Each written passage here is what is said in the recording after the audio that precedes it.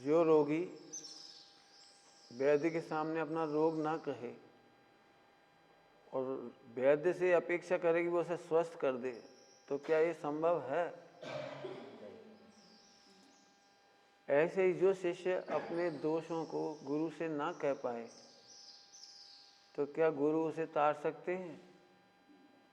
नहीं तार सकते। लेकिन बीच में गुरु और शिष्य के बीच में मोह है। ये मोह गुरु से अपने दोष कहने नहीं देता। कल बताया था, हम गुरु से कहते हैं हमें आज्ञा दो, लेकिन आज्ञा मानने के पहले बहुत मेडिटेशन की जरूरत है। आज्ञा मांगने से पहले और आज्ञा का पालन करने से पहले बहुत बहुत पुरुषार्थ है। जैसे हम डॉक्टर को कहते हैं तो डॉक्टर बोलेगा शक्कर बंद, तो कितनी ताकत के साथ सुनते हैं, अच्छा डॉक्टर साहब। 1 सेकंड कहते अच्छा डॉक्टर साहब। डॉक्टर बोले नमक बंद, अच्छा डॉक्टर साहब। सुनो 3 दिन तक केवल रस पियोगे, सूप पियोगे, बस, अच्छा बढ़िया। जैसे डॉक्टर के सामने रोगी सहर्ष स्वीकार कर लेता है कि अब मुझे ये त्याग करना है। मोह अनिष्टकारी त्याग को नहीं करने देता। क्या बोला? मोह अनिष्ट कारक का त्याग नहीं करने देता। ध्यान रखना, जो तेरा परम इष्ट है गुरु उसका त्याग नहीं कराते। क्या बोला? जो गुरु हैं वे तेरे परम इष्ट का त्याग नहीं कराते। परम इष्ट शुद्धात्मा, परम इष्ट ध्रुव, परम इष्ट गायक, उसका त्याग कहाँ कराए? वो मोह क्या कह रहे? अभी हाली छुड़ा देंगे। तो क्या छुड़ा देंगे बताओ? गुरु क्या छुड़ा देंगे? तेरे से तेरा आत्मा तो नहीं छुड़ाएंगे ना। तेरे से तेरा आत्मा तो नहीं छुड़ाएंगे। इसको क्या लगता है? अभी छुड़ा देंगे। बोलो क्या छुड़ाते हैं? गुरु क्या त्याग कराते हैं? बोलो। जो तेरे लिए अनिष्ट कारक है उसका त्याग कराते हैं। मोक्ष मार्ग में अनिष्ट है उसका त्याग कराते हैं। मोह रागदेश का त्याग कराते हैं। वो मोह कहता हमारा त्याग कर दोगे फिर तो हम मर ही जाएंगे। कौन मर जाएगा? इसलिए गुरु और शिष्य के बीच में मोह आ जाता है। देखो अभी बोलोगे तो अभी मिठाइयाँ छुड़ा देंगे, अनाज छुड़ा देंगे, 10 दिन का उपवास दे देंगे, बहुत गुस्सा करेंगे, फिर अपन ने कोई ऐसा नहीं करना। अब देखो उल्टा काम शुरू करा है। मोह क्या कहता है? देखो अपने दोष अपन मिटा लेंगे, गुरु से मत बोलो। आगे से अपन ऐसा दोष नहीं करेंगे। देखा है हमने अंतर में, आगे से ऐसी गलती नहीं करेंगे। अब इस बार गलती हो गई, अगली बार नहीं करेंगे। जो ये कहता है कि मैं अगली बार गलती नहीं करूंगा, यही मिथ्यात्व है। क्यों मिथ्यात्व है? क्योंकि गलती करना तेरे हाथ में नहीं है और गलती रोकना भी तेरे हाथ में नहीं है। वो तत्समय की योग्यता है और तू नहीं जानता इसलिए कह रहा कि मैं नहीं करूंगा। नहीं करूंगा तुम ऐसा कहने वाले आए कहां से? दोष होते हैं, करता थोड़ी कोई। क्रोध करता है कोई जो आगे से नहीं करोगे? बिल्कुल झूठ बोल देते, आगे से हम क्रोध नहीं करेंगे। बोलो 1 करोड़ का लॉस है, क्रोध नहीं करोगे? कोई तुम्हारी हानि कर दे, क्रोध नहीं करोगे? ऐसे सोचो। कह दो कि हमने क्रोध नहीं करेंगे, कैसे नहीं करोगे? क्रोध नहीं करोगे तो यथाख्याचारित हो जाएगा। बोलो कोई तुम्हें भोजन नहीं दे तो, कोई तुम्हारा अपमान कर दे तो, कोई तुम्हारे माता पिता को हैरान कर दे तो, बोलो अपन लोग सोचो कोई अपने साधर्मी साधक को हैरान कर दे, गुरु को हैरान कर दे तो, बोलो तो फिर क्रोध आएगा कि नहीं आएगा? तो क्रोध आएगा। ध्यान रखना, क्रोध आना बुरा नहीं है, क्रोध को छिपाना बुरा है। विकार आना बुरा नहीं है, विकार को छिपाना बुरा है। क्यों छिपाना बुरा है? परसों कहा था वो अनंतानुबंधी कसाय बन जाती है। अनंतानुबंधी कसाय छूटनी चाहिए पहले नंबर। संजुलन आखिरी में छूटेगी, संजुलन आखिरी में छूटेगी, अभी थोड़ी छूटेगी। ये विचार कर। तो गुरु से वो आज्ञा मांगते मांगते मांगते धीरे धीरे सलाह मांगने लगता है। ये बहुत बड़ी गलती है। गुरु से कभी सलाह मत मांगो, आपकी क्या राय, राय नहीं मांगो। राय ठुकराई जा सकती है, सलाह मशवरा ठुकराया जा सकता है, आज्ञा ठुकराई नहीं जा सकती। गुरु और शिष्य बनने बनाने के बीच में बहुत बड़ी चीज है कि आप उनकी आज्ञा मांग रहे हो। मेरा ये विचार बना है ऐसा मत बोलो, मैंने ये निर्णय किया ये मत बोलो, मुझे प्रतीत होता है ये मत बोलो, मैंने ऐसा सोचा है आप आशीर्वाद दो, मैं ऐसा कर रहा हूं आप आशीर्वाद दो। नहीं, आशीर्वाद नहीं मांगो। शिष्य बनते समय शिष्य ने अपना देह, अपना मन वचन काय गुरु को समर्पित कर दिया, इसका नाम है शिष्य। जो आप सोचोगे वो मुझे सोचना है, जो आप करोगे वो मुझे, जो आप कहोगे वो मुझे करना है, जो करेंगे नहीं, जो कहोगे वो मुझे करना है।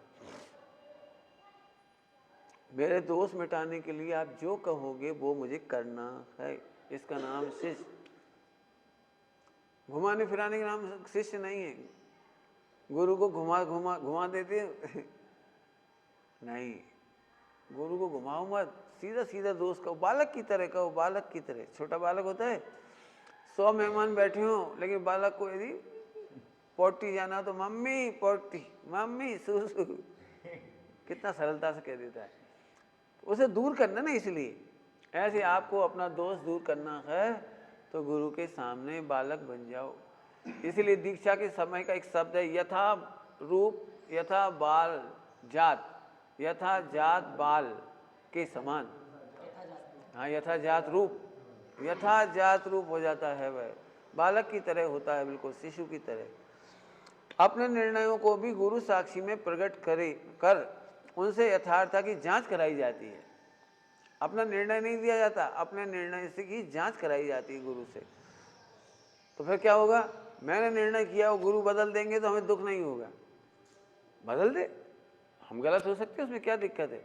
नहीं, कई बार ऐसा लगता है हमारी फिर बात मानेंगे नहीं, हमारा तो निर्णय हमें तो करना ही है, हमें तो निर्णय कर लिया, हमें तो जाना ही, हमें तो वहाँ चातुर्मास करना है। तो अब अपना निर्णय होगा तो गुरु मना करेंगे तो तकलीफ होगी। नहीं, मुझे आत्मा में रहना है, क्षेत्र में नहीं रहना। गुरु जहाँ कहेंगे भाई मेरा चतुर्मास हो जाएगा। हमें क्या करना, हमें तो अपने में रहना है ना। कहाँ का निषेध करेंगे गुरु, पर द्रव्य, पर क्षेत्र, पर काल, पर भाव। स्वद्रव्य क्षेत्र काल भाव में रहने का तो करना मना ही नहीं करेंगे। वे तो चाहते ही तू अपने में रह जा, गुरु तो चाहते ही है तू अपने में रह जा। अब इसको तकलीफ कब होती है कि पर द्रव्य क्षेत्र काल भाव का निषेध करोगे। हमें वो भाव करना है, आप मना करोगे। हमें हंसना है और आप मना कर दोगे, हंसो मत। हमें मोबाइल चलाना है और भी मना कर देंगे तो मोबाइल तो रखना अलाउ नहीं करेंगे। एक साधु ने दीक्षा ली थी बॉम्बे साइड, तो उनको क्रिकेट बहुत अच्छा लगता था तो क्रिकेट का वर्ल्ड कप का फाइनल मैच था भारत का, तो उस साधु ने उसको बांधा था, बांधते हैं रक्षा सूत्र, सचिन तेंदुलकर को उस समय। तो उसी समय उनकी वीडियो आई थी, पूरे हिंदुस्तान में चली थी। वो साधु ने कहा था कि मैंने जब दीक्षा ली थी तभी गुरु को बोल दिया था कि इतनी छूट रखूंगा मुझे क्रिकेट की रुचि है, क्रिकेट देखूंगा और क्रिकेट की चर्चा करता रहूंगा। तो उतनी छूट रखी थी मैंने। उन्होंने कहा मैंने गुरु को पहले ही बता दिया था कि मैं इतना नहीं छोड़ सकता। तो बहुत फेमस हुआ था वो। तो अपना निर्णय कुछ है ही नहीं, अपना एक ही निर्णय। कितने निर्णय हैं आपके? एक ही निर्णय है, मुझे स्वद्रव्य क्षेत्र काल भाव में बसना है, मुझे आत्मकल्याण करना है, मुझे आत्मा में रमना है। आप जो भी निषेध करोगे बाहर का निषेध करोगे, मेरा निषेध नहीं करोगे। ठीक है, तो ये ध्यान रखो। 3 कषायों का उपचार विवेकी कर सकते हैं। कौन कौन से? क्रोध, मान और लोभ। क्रोध, मान और लोभ, ये 3 का तो आप विवेक करोगे तो कम हो जाएगी। 3 कौन कौन सी? क्रोध, मान और लोभ। थोड़ा विवेक करोगे तो तीनों को कंट्रोल कर लोगे। लेकिन माया कषाय का कोई उपचार महाविवेकी भी नहीं कर सकते। क्रोध का उपचार शांति से हो सकता है, क्षमा से हो सकता है, सरलता से, दीनता से हो सकता है। मानी का उपचार शांति और विनय से किया जा सकता है। लोभी को धन देकर के खुश किया जा सकता है। यश देकर खुश कर सकते हो लोभी को, वस्तु देकर खुश कर सकते हो उसको, परंतु मायाचारी, 4 कसायों में सबसे खतरनाक है मायाचारी। ऊपर से नमन करता है, मुख से दीन वचन बोलता है, सेवक हो जाता है और बाद में अवसर आने पर दगा करता है। मायाचारी क्या करेगा? ऊपर से नमन करेगा, आप ही मेरे गुरु, आप ही मुझे तारोगे, आप, मैं तो आपका ही शिष्य हूँ, मैं तो आपकी चरण रज हूँ, ऐसी बढ़िया बढ़िया भाषा बोलेगा। और अंतर में सोचता है कि कब यहाँ से खिसके, कब यहाँ से जाएं, कुछ और कर लेवे, कुछ और सोच लेवे, ये ऐसी हाल है। ऊपर बोलेगा अच्छा, तो ये मायाचारी है। मायाचारी का उपाय महाविवेकी भी नहीं कर पाते, इसलिए गुरु की जरूरत पड़ती है। माया का अंत करने के लिए गुरु का सानिध्य चाहिए। ऊपर से नमन करता है, मुख से दीन वचन बोलता है, सेवक हो जाता है, बाद में अवसर आने पर दगा कर देता है। अवसर आने पर क्या, वो बहुत कठिन है भैया, उनके साथ रहना बड़ा भारी है। मेरे से तो ऐसे जेलेसी थी उनको, जैसे पूछो ही मैं। उनको खूब अच्छा करते थे, उनको अच्छा करते, मेरे लिए तो बिल्कुल प्रेम से देखा ही नहीं एक दिन भी। मुझे तो बिल्कुल क्या बताऊं, मेरे को तो भगवान अनंत जन्मों का पुण्य हो तभी कभी अच्छा गुरु मिलेगा, अच्छा गुरु अभी नहीं मिला मुझे, ऐसा लगने लगता है इसका। इसको ही कह रहे हैं दगा। इसका उपचार विवेकी भी नहीं कर पाते, इसका फल क्रम से निगोद है। काय का फल क्या है? माया का फल निगोद है। सुदर्शन, अब सुदर्शन बोले तो क्या इतने दिन में हमें प्रतिक्रमण करना नहीं आया? अभी प्रश्न खड़ा हो गया। प्रियदर्शन बोल रहा था अभी तक, प्रियदर्शन, अब सुदर्शन ने क्या बोला? तो क्या हमें अभी तक प्रतिक्रमण करना नहीं आया? प्रियदर्शन, तीव्र मोह के उदय में जीव की नाना अवस्था बनती है, अतः आश्चर्य नहीं है कि तुम्हें प्रतिक्रमण करना नहीं आया। कल कहा था प्रतिक्रमण कर लो तो खुद शांति मिल जाएगी, विचार करना नहीं है, प्रतिक्रमण करना है, अतः आश्चर्य नहीं है।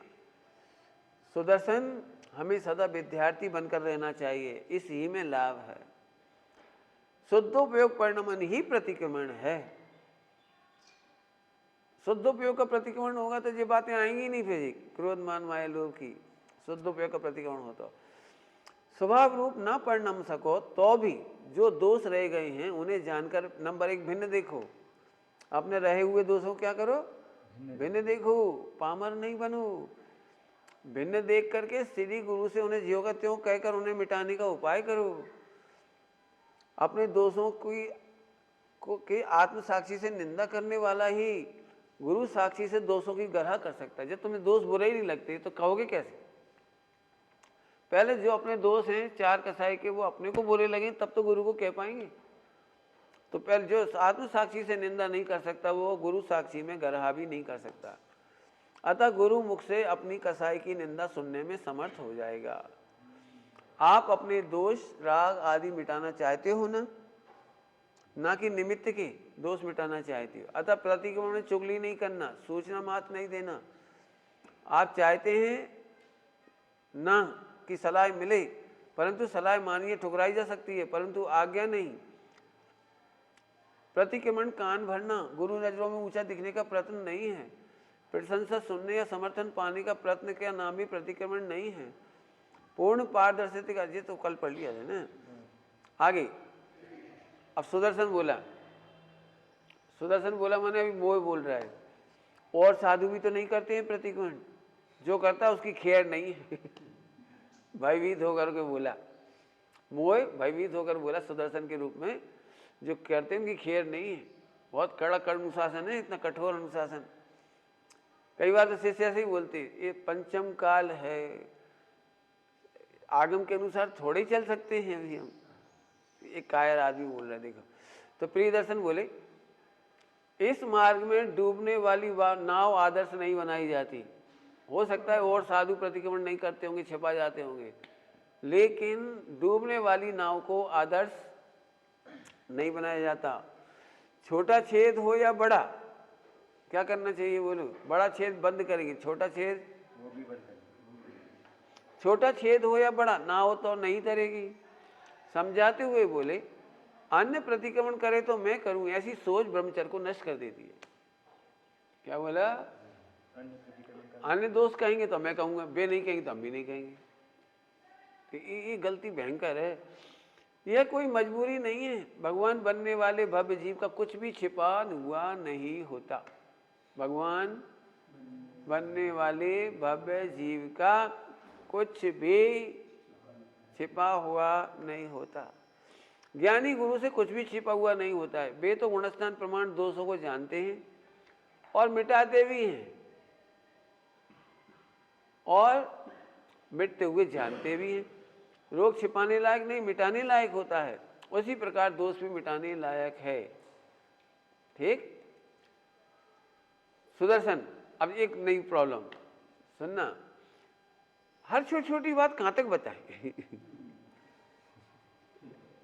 ये बड़ी समस्या है। छोटी छोटी बात कहां तक बताऊं? प्रिय दर्शन, जहां तक दोष पूरे ना मिट जाएं। जो छोटे दोष बताते हैं उनके बड़े दोष हो ही नहीं पाते। क्या कहा? जो छोटे दोष बताते हैं उनके बड़े दोष हो ही नहीं पाते। एक आध दोष बताएं, छोटा छोटा दोष। एकांत में साधना करते समय, सामायिक करते समय प्रमाद आ गया, ये छोटा दोष है, लेकिन हम गुरु से नहीं कहते, तो धीरे धीरे उसके हैबिचुअल होकर के मिथ्यात्व आ जाता है। फिर तो नॉर्मल लगने लगता है। वो तो नींद आ ही जाती है, मैं क्या करूँ, कौन हम जानबूझ कर सो रहे, आ गई तो आ गई। नहीं, प्रतिदिन के दोषों की निंदा ग्रह करनी है। कोई चीज उठा के खींच दी कि नहीं नोट करो, आज खींची है हमने, आज ही कहना है हमको, आज हमने ऐसी चीज खींच करके रखी उठाई, आज हमारा आधार निक्षेपण में गलती हो गई, प्रतिष्ठापन में गलती हो गई, आज ही बताना है। क्योंकि ये छोटी लग रही है, बाद में इतने हैबिचुअल हो जाते हैं, ये भी नहीं लगता कि हमने गलती की। धीरे धीरे वो अनंतानुबंधी मिथ्यात्व में कन्वर्ट हो जाती है। एक छोटे छोटे दोष बता रहे हैं बिल्कुल। सबसे छोटा दोष बताया सामायिक में, ठीक इस प्रकार से नहीं बैठे जैसे भगवान विराजते हैं, ये दोष है। तो हम कहेंगे गुरु को जाके, हो सकता है गुरु कहे इतने छोटे छोटे दोष कि नहीं मुझे छोटा दोष बर्दाश्त नहीं तो बड़ा नहीं होगा, और धीरे धीरे छोटे की आदत पड़ जाएगी तो बड़ा हो जाएगा। सील की नौबाड़ छोटी छोटी गलतियों के लिए है, छोटी छोटी गलतियों के लिए। ब्रह्मचारी ने किसी स्त्री को देखकर एकदम प्रसन्न हुआ, कितनी सुंदर है, तो ये दोस्त जाके गुरु को कहना है पहले नंबर। फिर वो हैबिचुअल हो गए, फिर तो हर कहीं दिख जाता है, हर कहीं देख लेते हैं, हर कहीं खोटा बाप, फिर मोबाइल में भी देखने लगे, फिर आते ही पता नहीं लगा कि बेस्यागामी हो गया वो। ब्रह्मचारी मतलब किसी स्त्री को देखकर है सुंदर है, अच्छी है, ये भाव आना नहीं चाहिए। अपनी स्त्री के सिवाय, शादी हो तो अपनी स्त्री के सिवाय अन्य में भाव नहीं आना चाहिए। अपनी स्त्री सिवाय अन्य सब स्त्रियों में भी उसको ये भाव आता है, उनके प्रति आकर्षण का भाव आता है, सुंदरता का भाव आता है, तो वेश्यावृत्ति का पाप है। ये दोस्त कहाँ से खड़ा हो गया? वो पहली बार देख के तुझे अच्छा लगा, तूने बोला क्यों नहीं? मान लो पहली किसी की घड़ी बहुत अच्छी, एक मोबाइल है, कोई लैपटॉप है, घड़ी है, और देखते थे अच्छा लगा, और एक विकल्प आ गया, एक सेकंड उठा लूं तो मजा आ जाए, फिर उठाया नहीं, ये चोरी का भाव आया। गुरु को पहले ही बताओ, आज उनका मोबाइल देख के लग रहा था मैं ले लूं, तो अब चोरी कभी नहीं हो पाएगी। छोटे छोटे दोस्त बता रहा हूँ, बिल्कुल छोटा, इसको कहते हैं मन का चोर। यदि आप मन के चोर को रोक दोगे तो वचन में नहीं आएगा, वचन का चोर रोक दोगे तो काया में नहीं आएगा। इसीलिए मन वचन काय का प्रतिक्रमण होता है, मन वचन काय की आलोचना होती है। काय की आलोचना होती है? आहार की चर्चा होती है, मन शुद्धि, वचन शुद्धि, काय शुद्धि, ऐसे अपने साधना की शुद्धि होती है, मन शुद्धि, वचन शुद्धि, काय शुद्धि। अब ये छोटे के इतने नॉर्मल हो गए आज की तारीख में, इतना देखता हूँ छोटे छोटे दोस्त तो दिखते ही नहीं कि छोटा है, तो बड़े बड़े दोस्त होने लगते। अभी देखने का दोस्त था, मन का दोस्त था, फिर किसी स्त्री को छू गए, कोई लग ही नहीं रही हमने कुछ गलती करी, फिर और आगे बढ़ गए, फिर और आगे बढ़ गए। जो अंतिम पाप हुआ है उसके पहले अनंत पापों की श्रृंखला है। काया से होने वाले पाप के पीछे मन और वचन की अनंत पापों की श्रृंखला है। जो जीव माइक्रोस्कोप समझ लीजिए, माइक्रोस्कोप माने सामयिक, माइक्रोस्कोप माने सामयिक, बिल्कुल माइक्रो पकड़ो, सूक्ष्म उपयोग से पकड़ो। इस मन वचन काय के दोष को करने के बाद ब्रह्म स्वरूप आत्मा घाता जाता है, आत्मा छिपता है, अनुभव छिपता है। अब आत्मा का घात ही नहीं लगता इसको। हमने कल कहा था अघातिया के सामने घातिया कर्म इसको कार्य कर्म ही नहीं लगती। तो विचार करना है ना, बहुत ध्यान। छोटी छोटी बात कहाँ तक बताऊं, जहां तक दोष पूर्णतया ना मिट जाए, हम भगवान ना बन जाएं, तब तक कहना। छोटे छोटे, बड़े तो हो ही नहीं पाएंगे। जो छोटे दोष छिपाते हैं वो बड़े हो जाते हैं, अभी बताया था। सुदर्शन ने फिर कहा परंतु ये दोष तो होते ही रहेंगे, हम कब तक कहेंगे। बड़े दोष हो तो डांटना ठीक भी लगता है, छोटे दोषों पे तो डांटना भी, कहना ही ठीक नहीं लगता तो डांटना तो एक नया प्रश्न। इन प्रश्नों के उत्तर लिखना सब, क्यों आएंगे बिल्कुल मन में। छोटे हैं ये तो बड़ा दोष है, ये तो छोटा दोष है, ये तो बड़ा दोष। तो मैंने अपने जीवन में झांका, मैं इसलिए अपने जीवन की कह रहा हूँ। जब बड़ा दोष होता है तो मोह क्या कहता है, अब इतनी बड़ी गलती तो सबसे ही होती है, कौन अपना गुणस्थान है, निचले गुणस्थान में तो इतनी बड़ी गलती होती है, कॉमन है। तो बड़ी गलती हम बताते नहीं, और छोटी गलती इसलिए नहीं बताते, इतनी सी गलती क्या बताना। फिर मैंने अपने आप से पूछा फिर कौन सी गलती बताना छोटी बताना नहीं है क्योंकि नॉर्मल लग रही है, और बड़ी इसलिए नहीं बताना कि इस गुणस्थान में होते ही, फिर कौन सा बताना बता। कुल मिलाकर मैंने ये देखा कि मोह कहता है गुरु को कुछ मत बता फिर ऐसा शिष्य क्या करता है, ध्यान रखना, ऐसा शिष्य आत्महत्या करने के लिए गुरु के सामने उनको खुश करता है। जैसे वे खुश होते हैं उनकी सेवा करता है, जैसे वे खुश होते हैं उन्हें बोलता है। इसका नाम आत्महत्या है। शरीर की हत्या नहीं कह रहा हूं मैं, आत्महत्या। आत्महत्या मैंने दर्शन ज्ञान चाहित की हत्या। क्या बोला? दर्शन ज्ञान चाहित का घात होता है आत्महत्या में, शरीर का घात नहीं करता है वो। फिर गुरु को ऐसी ऐसी तारीफ सुनाएगा। मैंने वहां प्रवचन किया तो बहुत प्रशंसा हुई, सब आपके चरणों का प्रताप है, तो ऐसे गुरु को खुश कर दिया। एक मैंने पुस्तक लिखी, आप मेरे मस्तिष्क में विराजमान थे, मानो आपने ही लिखा है। फिर वो बहुत पब्लिश हुई, बहुत बिकी, उसमें बहुत नाम आया, सब आपकी कृपा है, ऐसे ऐसे बोलेगा। मैंने तारीफ अपनी सुनाना है, उसको ले घुमा फिरा करके। वहाँ इतनी भीड़ आई, इतनी प्रभावना हुई, इतने लोगों ने मांस खमन किया, इतने ने ये सब व्रत उपवास किया, इतना ऐसे एकटाणा किया, इतना आयम मेल किया, और इतने लोगों ने स्वाध्याय करा, इतना अभिषेक किया, ऐसे। तो ये कोई सफलता थोड़ी। गुरु के सामने अपने मन वचन काय की प्रशंसा तो करना ही नहीं,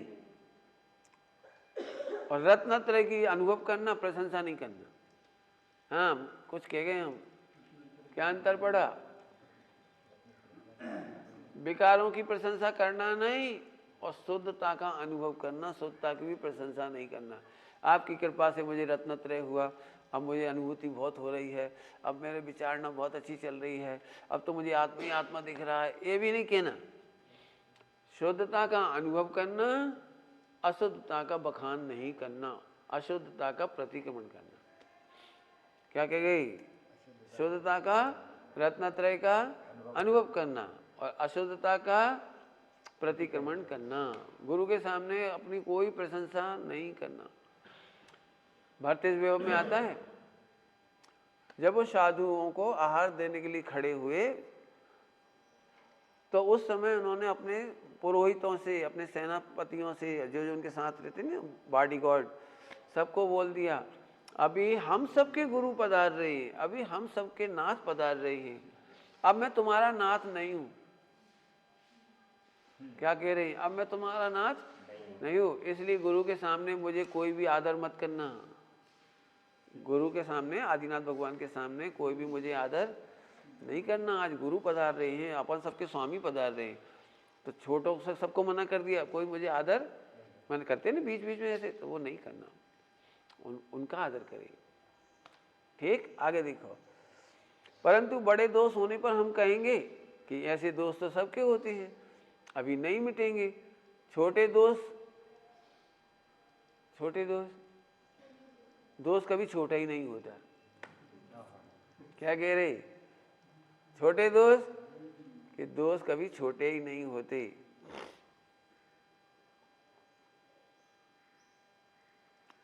दोस्त कभी छोटा नहीं होता, नाव को डुबाने के लिए वो पर्याप्त होता है। सोचो, जो गुरु छोटा दोस्त ही बर्दाश्त नहीं करे तो उनके सामने बड़े दोस्त तो कभी उत्पन्न ही नहीं होंगे। इससे हमारी विशुद्धि बढ़ती जाएगी। ये तो हमारे हित में ही है, दोषों का निवेदन करना हित में ही है।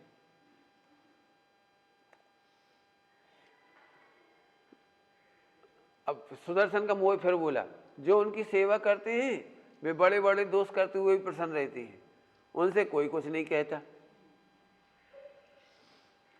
वे देखो कितने बड़े बड़े दोस्त कर रहे हैं, हम तो नहीं कर रहे इतने बड़े दोस्त, वे तो इतने बड़े दोस्त कर रहे, लेकिन गुरुजी उनसे कुछ नहीं कहते। तो उसका उत्तर, तुम्हें कैसे ज्ञात हुआ कि गुरु उनको कुछ नहीं कहते? आपने क्या लगता है गुरु उनको कुछ नहीं कहते, बड़ी बड़ी गलती कर रहे हैं उनसे कुछ नहीं कहते? तो उन्होंने पूछा तुम्हें कैसे ज्ञात हुआ कि गुरु उनको कुछ नहीं कहते? सुदर्शन, वे तो स्वयं ही बताती। कौन बताते? वे तो जो गलती कर रहे हैं ना वे खुद ही बताती है, हमसे गुरुजी कुछ नहीं कहते। तो सुनने लायक उत्तर, यदि वह सही बात भी है तो हो सकता है कि गुरु किसी अन्य उपाय से उन्हें सुधारेंगे।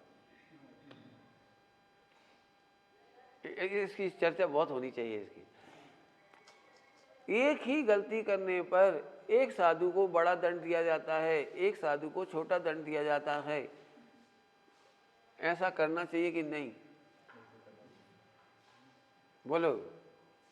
एक साधु को सेम गलती सेम, और एक को ज्यादा दंड एक को कम दंड, बोलो देना चाहिए कि नहीं? ये तो गुरु के ऊपर है। जिसको कसाई तीव्रता होगी उसे छोटा दंड देंगे, जिसकी कसाई की मनता होगी उसे बड़ा दंड देंगे। ये तो और उल्टा हो गया, ये तो और उल्टा हो गया। उसकी मंद कसाई है उसे ज्यादा दंड, और जिसकी तीव्र कसाई हो उसको क्या करना चाहिए? कि भाई जिसमें सुधरने की शक्ति कम होती है ना, कसाई अधिक है तो सुधरने की शक्ति कम होती है, इसलिए गुरु उसको छोटा दंड देते। और जिनमें सुधरने की शक्ति ज्यादा होती है उन्हें बड़ा दंड देते हैं। चिंगारी होती है ना तो 1 सेकंड बुझा देते हैं, और अंगारा होता है धीरे धीरे धीरे करके धीरे धीरे बुझाते हैं उसको, छींटा मार मार के धीरे धीरे बड़ी अग्नि को ऐसे ऐसे बुझाती है। क्या करना चाहिए? एक झटके में बुझा देना चाहिए कि वैसे करना चाहिए कि तीव्र कसाय वाले का दोष बड़ा है तो धीरे धीरे करके मिटाएंगे। जैसे मोटा लोहा हो, मोटा लोहा तो ऐसे धीरे धीरे आरी चला के काटेंगे, और एक धागा हो तो ये तो बहुत निर्दयता है, इतना कमजोर धागा बेचारा एक झटके में तोड़ दिया। तो जिसकी कसाय कमजोर है ना उसे एक झटके में तोड़ती है। आपको क्या करना है? बोलो कौन सी कसाय वाले बनना है? बोलो, लिख लेना ये डायलॉग। आपको एक झटके वाली दंड चाहिए कि धीरे धीरे वाला दंड चाहिए? ये खुद ही लिखना पड़ेगा, अपने को खुद मेहनत करनी पड़ेगी। हमने बोला कई बार देखे, हमने बोला भी भड़क गए, बिल्कुल एकदम चिल्ला गए एकदम। अरे भड़क गए चिल्ला गए नहीं, उन्हें तुम्हें एक झटके में मिटाने की कोशिश करी, तुम फिर भी बात बचा लेता हूँ, क्या करे? ये तो ऐसी बात हो गई। ऐसा सरिया था ना, हमने बताया था दृष्टांत सरिया, तो एक घन मारा पूरी ताकत से, और तुमने कहा ये हटा दिए जल्दी से, और हटा दिया उसको, तो चोट ही नहीं पड़ने दी। शिष्य उसे कहते हैं जो अपनी गलतियों पर गुरु के घन की चोट सहने पर तैयार है। अपने दोस्तों को भुलाओ नहीं, गोल मोल मत करो, राउंड नहीं करो, वहीं रखो, चोट पड़ने दो उस पर। ये बहुत बड़ी साधना है, इसलिए तो आगे की गुणस्थान में चालू होती है। ये नीचे गुणस्थान में चौथे पांचवें में इतना नहीं हो पाता है, पांचवें छठे में बहुत मेहनत होती है। इसमें सबसे ज़्यादा मेहनत होती है, इसलिए साधुपना बहुत बड़ा है। आगे देखो, यदि ये बात सही भी है तो हो सकता है गुरु किसी अन्य उपाय से उन्हें सुधारेंगे। उनमें सुधरने की योग्यता ना हो तो टोकने से क्या लाभ? और हमारे दोस्त मिटते जान वे जल्दी जल्दी टोकते हैं अथवा प्रायश्चित देते होंगे। जिनके जल्दी जल्दी दोस्त मिटते हैं उन्हें ज़्यादा ज़्यादा टोकते हैं। लोक व्यवहार में भी देख लेना, जो सज्जन होते हैं उन्हें ज़्यादा काम दिए जाते हैं और दुर्जन होते हैं उन्हें काम नहीं देते। जो उसका अच्छा व्यक्ति होता है उसे काम करा लेते सारे। तो ऐसे ही आगे सुनो,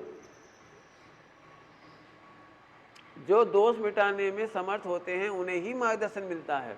अपने को भाग्यशाली समझो कि गुरु आपको जल्दी जल्दी टोक देते, हर बात पे गलती पे टोक देते, ये भाग्यशाली समझो अपने को। ऐसा भी तो हो सकता है कि उनने गुरु को स्वयं के दोष बताए ही ना हो, और गुरु का काम दोषों के पीछे पड़ना नहीं है। गुरु का काम दोषों के पीछे पड़ना नहीं है। जो शुद्धि की इच्छा रखते हैं उन्हें प्रायश्चित विधि से शुद्ध करते हैं, वे जासूसी नहीं करते कराते। गुरु का काम जासूसी करना कराना नहीं है। सुदर्शन, जब हम सुदर्शन कह रहे हैं मैंने मोहाविष्ट ज्ञान, हम भी नहीं बताएंगे तो क्या हानि हो जाएगी। शिष्य ने क्या कहा, यदि हम भी नहीं बताएंगे गुरु को तो हमारी क्या हानि हो जाएगी। तो प्रियदर्शन बोला भगवान बनना है या नहीं, जी हानि हो जाएगी। भगवान बनना है या नहीं, यह तो जिस दिन श्री गुरु को समर्पित किया था उस दिन सोचना चाहिए था। क्या कहा, जिस दिन हमने गुरु को समर्पित किया था अपना जीवन, उस दिन सोचना चाहिए था। इंद्रिय ज्ञान से कोई हानि नहीं भी दिखती है, परंतु अतीन्द्रिय ज्ञान से सोचो, मानाधिक शत्रु महा, आत्म कल्याण से वंचित जीव 10 पर्याय पूरी करके निगोच चला जाएगा, इससे बड़ी और क्या हानि होगी। इसके लिए मैं तो तैयार नहीं हूं। यदि टोके नहीं जाना हो तो दोष करने में सावधान रहो। क्या कहा, नहीं टोके जाना हो तो दोष मत करो। सुदर्शन, क्षमा भी तो कर सकते हैं श्री गुरु। मैं तो बहुत गलती, क्या है वो, मेरे अवगुण न चितारू, प्रभु अपनो बेरद संभालो, हमारी गलतियां तो हो रही हैं, आपको तो पता ही मैं गलत हूं, आप तो क्षमा कर दो। तो गुरु क्षमा भी तो कर सकते हैं। प्रियदर्शन, शिष्य क्षमा नहीं दंड मांगता है। शिष्य क्या मांगता है, क्षमा नहीं दंड मांगता है। आगे देखो क्या कह रहे हैं, गुरु तो अपने शिष्य को क्षमा करते ही है। क्या कहा, शिष्य क्षमा मांगे तो गुरु क्षमा करे, एम नहीं। क्या कहा, शिष्य क्षमा मांगे तो गुरु क्षमा करे, ऐसा नहीं है। जिन गुरुओं को मोक्ष जाना है वे तो क्षमा करते ही हैं। इसलिए गुरुओं का एक नाम है क्षमा भंडार। गुरुओं का एक क्या नाम है, क्षमा भंडार। उन्हें तो क्षमा करे बिना मोक्ष नहीं होगा, इसलिए वे तो सबके दोषों को क्षमा कर ही देते हैं। गुरु तो अपने शिष्यों को क्षमा करते ही हैं, ना करें तो संग में रखें ही क्यों। गुरु हमको अपने संग में रखते हैं, यही उनकी क्षमा है।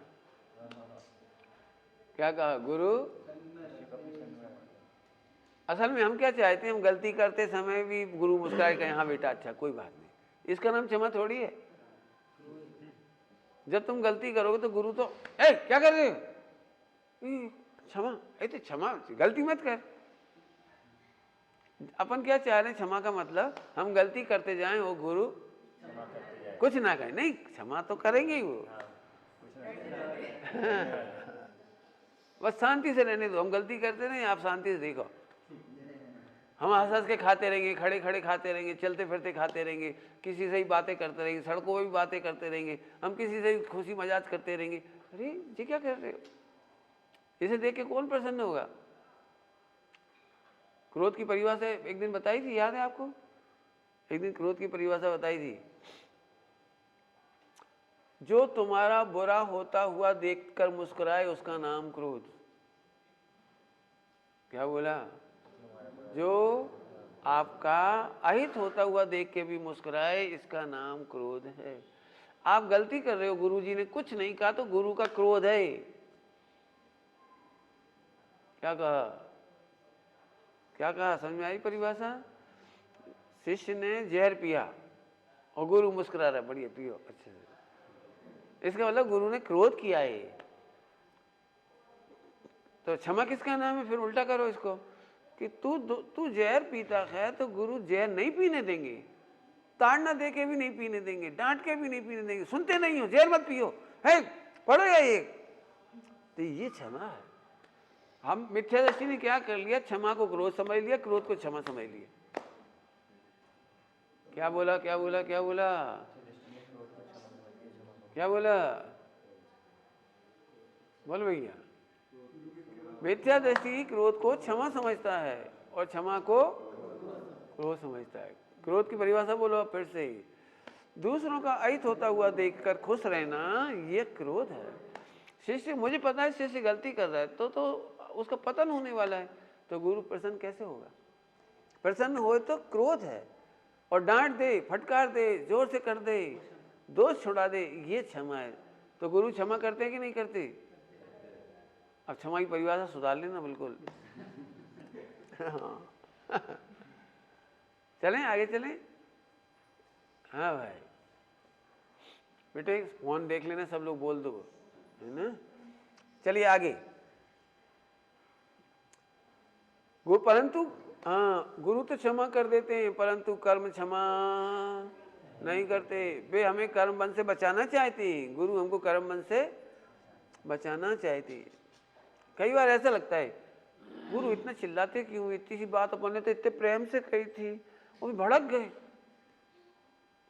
तो हमको तो बहुत दया आती है गुरु पर, अपन इतनी सी दोस्त बताओ भी भड़क जाते हैं, उनका क्या होगा? इतनी कसाई के फल में कहाँ जाएंगे अपने गुरु। अपन तो आगे से उनको शांति बनाए रखो, कुछ मत बता। प्रश्न समझ में आ गया? प्रश्न है बहुत उल्टा उल्टा प्रश्न। हमारे पे बहुत गुजरी है ना, इसलिए लिखा है सर। हाँ, तो शिष्य गुरु का गुरु बन गया, गुरु पे करुणा करता है। इतनी कसाई करते, अभी मेरे पे कर रहे आधा घंटा, फिर आधा घंटा इन पे करेंगे, अरे इनका जिंदगी तो कसाई में चली जाएगी।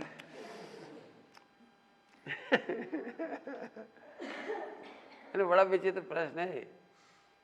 बहुत मिले मुझे ऐसे लोग, बहुत मिले ऐसे लोग। तो इसका उत्तर समझो, आप क्षमा की परिभाषा और क्रोध की परिभाषा समझो। गुरु कितनी भी ताड़ना देते हैं, लेकिन उनको नरक का त्रियंच का बंध नहीं होता, उन्हें स्वर्ग का बंध होता है। ये बढ़िया रहा, अब हम भी सबके गुरु बनेंगे।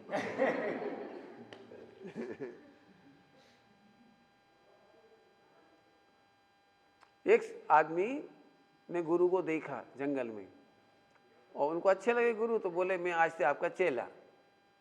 तो गुरु उनका ठीक है, तू मेरा चेला बन जा, मैं तेरा गुरु। तो चेला ने पूछा गुरु का स्वरूप क्या है और चेला का स्वरूप क्या है? तो गुरु ने कहा कि गुरु आज्ञा देगा और चेला आज्ञा का पालन करेगा। तो चेला बोला तो ठीक है, तो फिर मैं गुरु और आप चेला। इतना ही तो करना है, आज्ञा देना है बस। गुरु का काम इतना ही है, आज्ञा देना, तो मैं आपको आज्ञा दूंगा, आप चेला बन जाओ। ऐसा है मोह। ये क्षमा को क्रोध समझता है और क्रोध को क्षमा समझते हैं। ये आप हंसी में नहीं लेना, ये प्रकरण बहुत सूक्ष्म है। फिर से बोल देता हूँ समझाने के लिए, वैसे तो बहुत बड़ा व्याख्यान है, लेकिन छोटा ही कर देंगे आपको। मन वचन काय के व्यापार को क्रोध नहीं कहते। मन वचन काय के व्यापार के पीछे जो अभिप्राय होता है उसे क्रोध कहते हैं। बस ये लाइन से समझना सब। क्या कहा? मन वचन काय से क्रोध नहीं कहते। मन वचन काय के पीछे अभिप्राय, अभिप्राय आपको बचाने का है, तो पुण्य बंधेगा कि पाप बंधेगा? बताओ। गुरु ने ताड़ना दी, ताड़ना ही दे दी, हाथ से भी ताड़ना दे दी। लिखा है धन्य है वे गुरु जो अपने शिष्यों को लातों से ताड़ना दे करके भी भगवान बनाते। लात मार के भगवान बनाते? अरे तू लात मारना मत समझ, अभिप्राय समझ। भगवान बनाते। वजन काय पे है? भगवान बना। लात मारने का क्यों बोला? कि मैक्सिमम लिमिट लात है, सबसे खराब बात मानी जाती, सबसे खराब। धन्य है वे गुरु जो ताड़ना दे करके भी शिष्य के दोष छुड़ा के भगवान बनाते। और धिक्कार है उन गुरुओं को करोड़ शत्रुओं से भी बड़ा शत्रु जानकर दूर से ही त्याग देना, जो तेरे दोषों को छिपाकर तुझे संसार में डुबाती। कौन से गुरु अच्छे लगेंगे मिथ्या दृष्टि को? कौन से वाले अच्छे लगेंगे? डुबाने वाले, ये गुरु बहुत अच्छे, बहुत ऐसा लगता है अमृत झर रहा है। हाँ, कुछ नहीं बोलते, कुछ नहीं बोलते। ये तो ऐसी बात हो गई, हम ऐसे हॉस्पिटल में गए जहाँ डॉक्टर कोई दवाई नहीं देता। बच्चों को ट्यूशन पे पहुंचाते हैं, ट्यूशन पर, तो ऐसी ट्यूशन पर पहुंचाया जहाँ टीचर पढ़ाते ही नहीं है।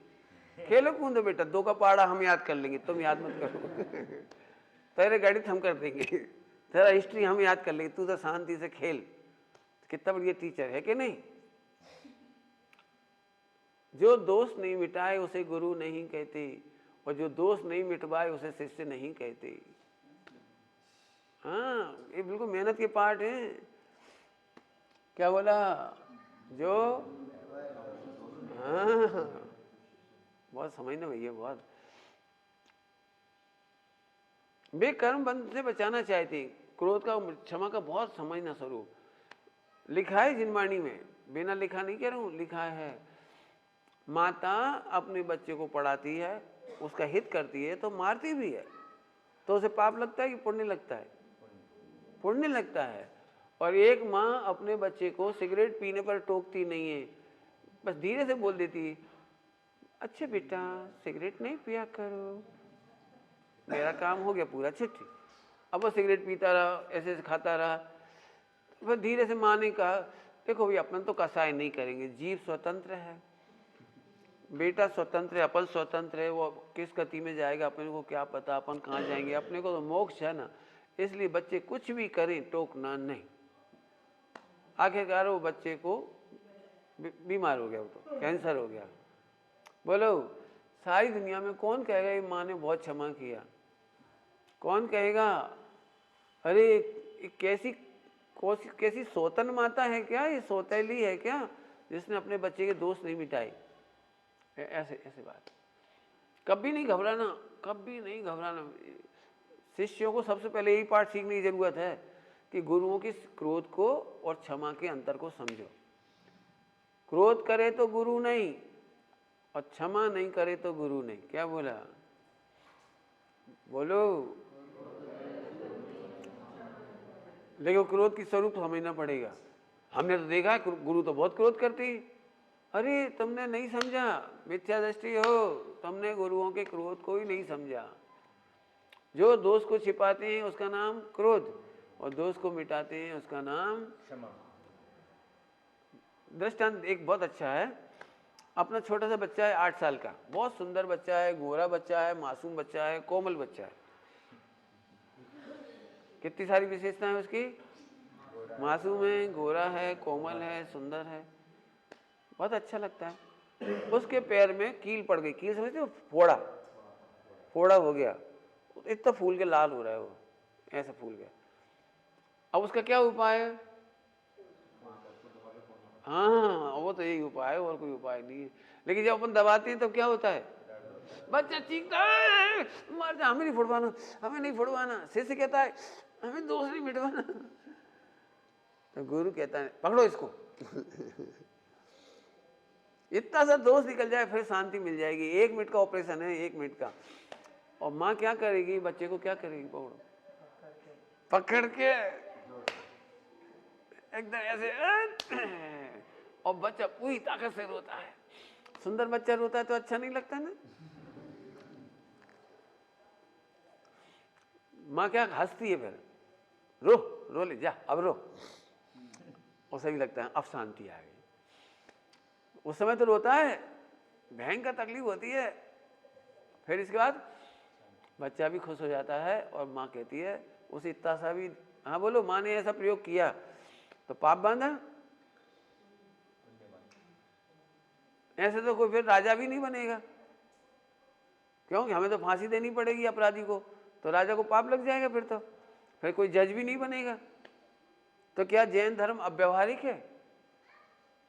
क्या पूछ रहा हूं, क्या जैन धर्म अव्यवहारिक है?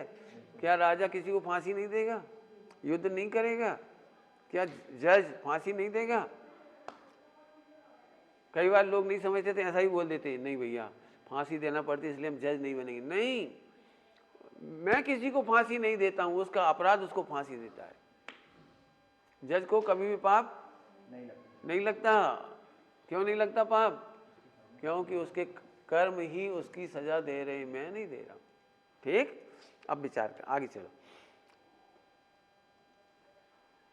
सुदर्शन ने अब बोला, प्रतिकोण करने में आनंद नहीं आता, मैं क्या करूं?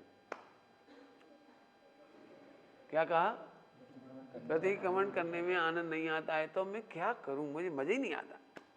प्रिय दर्शन, तो सम्यक विचार करो, कहीं मिथ्यात्व का उदय तो नहीं चल रहा है? क्या कहा? सरल दृष्टांत, आपके कमरे में मरी हुई बिल्ली पड़ी है, उसकी बदबू आ रही है और आप कह रहे हो उसको निकालने में आनंद नहीं है। दृष्टांत समझ में आया? हमारे कमरे में एक मरी हुई बिल्ली 4 दिन से पड़ी है, तो कितनी बदबू आएगी? बहुत बदबू। आपने कहा इसे निकालो, मैंने प्रतिक्रमण करो, तो आप क्या कह रहे हो कि नहीं नहीं पंडित जी, इसको मत देखो, बाकी सब जगह झाड़ लो, आप इसे मत झाड़ लो, क्योंकि इसके निकालने में मुझे आनंद नहीं आता। तो सोचो तो क्या कह रहे हो तुम? हे आत्मा, तू चैतन्य महल में विकार रूपी मरी हुई हो, विकार उत्पन्न नहीं कह रहा हूं, विकार मरा हुआ क्यों? भूतकाल है ना, वो व्यय पामी गया ना वो, तो वो छिपा हुआ पड़ा है, तू उसको रखना चाहता है, प्रतिक्रमण नहीं करना चाह रहे, मैंने उसको रखना चाहता है। तो फिर सम्यक विचार कर, कहीं मिथ्यात्व का उदय तो नहीं है। विचार और तर्क हमें निगोज से नहीं बचा पाएंगे। मार का निर्णय करो, मार की भक्ति करो। क्या बोला? 2 शब्द बोले, मार का निर्णय करो और मार की भक्ति करो। मार की भक्ति समझ में आती है? भक्ति करो मतलब, भक्ति मैंने ये नहीं होती ताली बजाओ भक्ति करो, ये भक्ति नहीं है। भक्ति का भाव समझो। जब जब भी हमें जिन वाणी में भक्ति शब्द मिलता है उसका भाव समझो। भक्ति अर्थात प्रसन्नता पूर्वक अनुकरण। भक्ति मतलब प्रसन्नता पूर्वक अनुकरण। प्रसन्नता पूर्वक, अच्छा तुझे अच्छा लगेगा तो 24 घंटे अच्छा लगेगा, इसलिए भक्ति 24 घंटे होती है।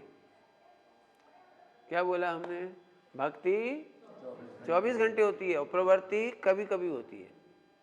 फिर से बोल रहा हूं, क्या बोला? भक्ति 24 घंटे होती है और प्रवृत्ति कभी कभी होती है।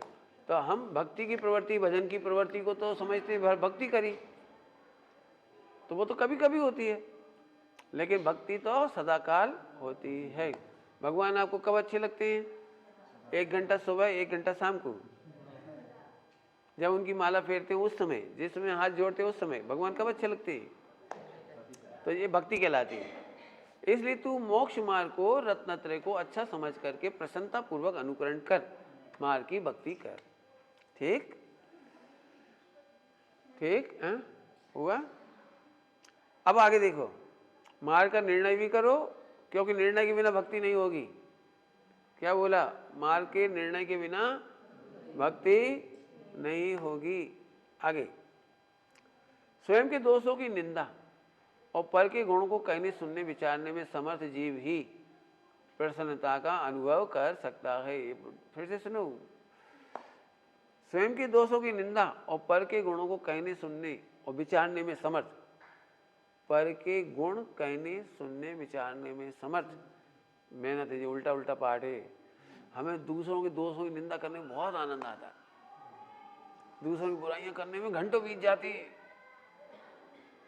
नहीं, अपने दोस्त कहने में एकदम एक लाइन में भी घुमा फिरा के, क्यों? अपने दोस्त विचारने में ज्यादा, सही बताना ईमानदारी से, अपने दोस्त विचारने में ज्यादा मजा आता है दूसरों के दोस्त सुनने में। सामर्थ्य अपने दोस्त सुनने की सामर्थ्य ज्यादा है कि दूसरों के दोस्त? बहुत मेहनत करनी पड़ेगी। कहने, सुनने और विचारने में समर्थ जीव ही प्रतिक्रमण कर सकता है। पूरा डायलॉग बोलो, क्या बोला है? क्या क्या? अपने दोस्त कहने में ताकत, सुनने की ताकत, विचारने की ताकत, और दूसरों के, हाँ अब ये बोलो, दूसरों के गुण कहने की ताकत, सुनने की ताकत और विचारने। बहुत कठिन काम है, बहुत बड़ी तपस्या है, बहुत बड़ी तपस्या है, बिल्कुल ध्यान रखना बेटी। क्या मतलब कैसा अनादि का मोह है, झट दूसरों की गलती पकड़ लेता है, उन्हें सुन लेगा, विचार कर लेगा और फिर चटकारे लेके बातें करेगा। हम वहाँ गए थे, वहाँ साधु ऐसे थे, वहाँ गए थे वो साधु ऐसे थे, और वहाँ गए उनके साधु ऐसे थे, और तेरे में नहीं, अपना तो उपभुवन करना चाहिए। अरे दूसरों का उपभुवन करना चाहिए और अपने दोष मिटाना चाहिए। दूसरों के दोष उपभुवन करना चाहिए, अपने दोष मिटाना चाहिए। ठीक, आगे चले। मेहनत है बहुत इन पाठों में। इसी के फल में आगे भी गुणी जन मिलेंगे। ओहो, एक बहुत बड़ी बात कह गई हम। आपको अच्छे गुरु, अच्छे आचार्य भविष्य में चाहिए या नहीं चाहिए? केवली भगवान चाहिए कि नहीं चाहिए? गणधर भगवान चाहिए कि नहीं चाहिए? आवाज नहीं आई। आज नींद आ रही है? फिर से, अच्छे गुरु देख करके तो डर लगता है, तो इससे अच्छे गुरु कैसे मिलेंगे? स्कूल में बच्चे शिकायत करते हैं, हमारे फिजिक्स के टीचर अच्छा नहीं है, मैथ का टीचर अच्छा नहीं है, और अच्छे टीचर मिलता है वो अच्छा लगता नहीं, क्योंकि मुझे वो कहते फिजिक्स रट के आओ, केमिस्ट्री रट के आओ, खड़े हो जाओ, देखो ए कहाँ देख रहे, इधर चलो, हम लिख रहे देखो, सवाल देखो, ये बहुत टफ है। अच्छा होना चाहिए थोड़ा। अच्छा माने तेरी परिभाषा खराब को अच्छा है, खराब को अच्छा कहना है कि स्ट्रिक्ट को अच्छा कहना है? अब बड़ी मुसीबत है। स्ट्रिक्ट गुरु तो चाहिए नहीं और अच्छा गुरु चाहिए। बहुत कठिन कठिन पाठ है।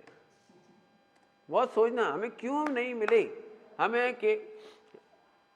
हमें केवली क्यों नहीं मिले, हमें गणधर क्यों नहीं मिले, हमारा जन्म वहां क्यों नहीं हुआ विदेश क्षेत्र में, और यहाँ भी जन्म हुआ था तो जिस समय भगवान थे केवली, तो उस समय हम क्या कर रहे थे?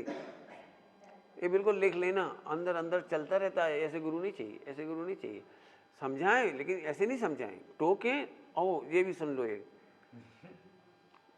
गुरु का सबसे बड़ा गुरु होता है पापी शिष्य। हाँ, गुरु का सबसे बड़ा गुरु, ये क्या कहे, गुरु का सबसे बड़ा गुरु वो पापी शिष्य होता है। वो 24 घंटे सलाह देता है। जैसे खड़ा भी रहेगा ना, उसे तो नहीं डांट पड़ रही, दूसरे को डांट पड़ रही है, तो वो खड़े खड़े भी अंदर अंदर सोचे, देखो बेचारा रोएगा बेचारा, वो अब वो दुखी हो गई, इन्हें तो डांट दिया, ये तो 1 मिनट में क्या के फ्री हो गए, तो वेद विज्ञान कर लेंगे, ये तो शांत हो जाएंगे।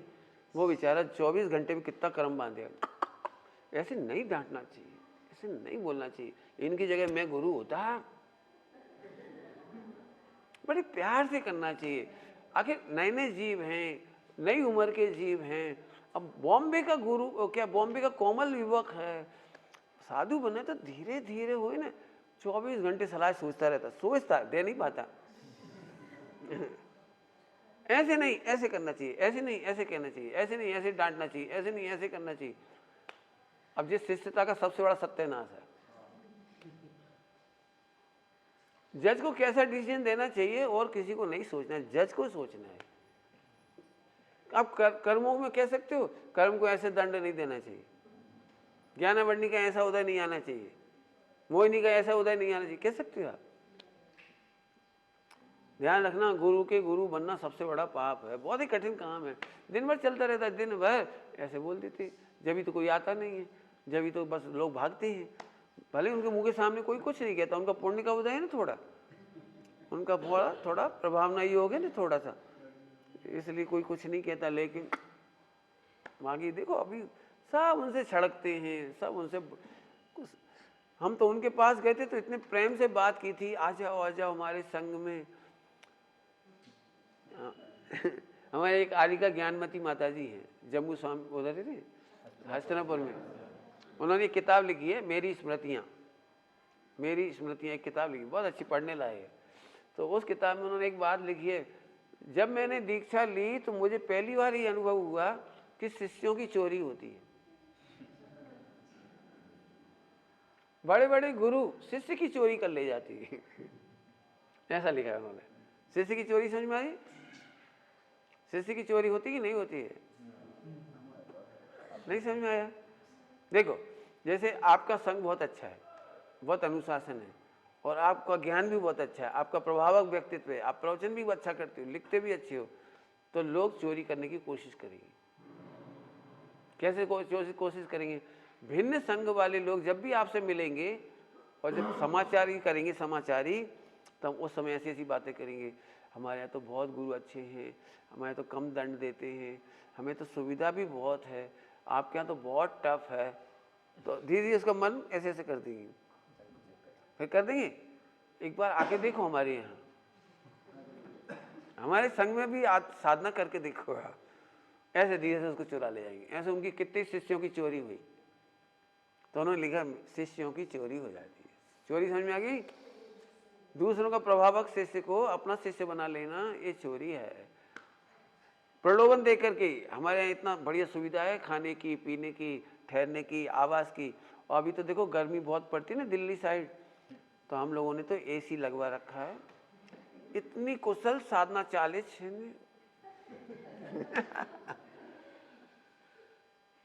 और कमरे में अगरबत्ती लगा दो तो बहुत अच्छा अच्छा उसका खुशबू आती है, और म्यूजिक बजाते हैं हम लोग मोबाइल पे, एकदम भगवान का नाम वो मोबाइल पढ़ता है, हम केवल सुनते हैं।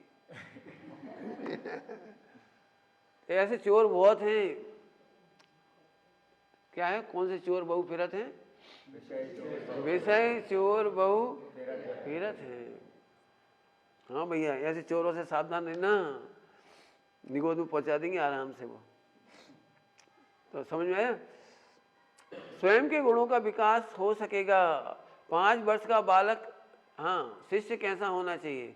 जब 5 वर्ष का बालक कक्षा 1 में भर्ती होता था पुराने जमाने, आजकल 3 साल का हो जाता है, नर्सरी में कहलाता है। 5 वर्ष का बालक व्यवस्थित अध्ययन करके डॉक्टर बन सकता है, तो मैं भगवान क्यों नहीं बन सकता? कैसा समर्पण करना गुरु के सामने, कैसा? जैसे एक बालक, 5 साल का अबोध बालक स्कूल में जाता है, क्रम से व्यवस्थित पढ़ता पढ़ता एक दिन डॉक्टर बन जाता है, इंजीनियर बन जाता है, ऐसे एक दिन में गुरु के चरणों में व्यवस्थित होकर के, हाँ क्या करके? व्यवस्थित होकर के एक दिन भगवान बन जाऊंगा। दीनता ना देखो, प्रभुता देखो। दोष होने पर भी अपने में दीनता नहीं देखो, प्रभुता देखो। क्या होने पर भी? दोष होने पर भी। ठीक है?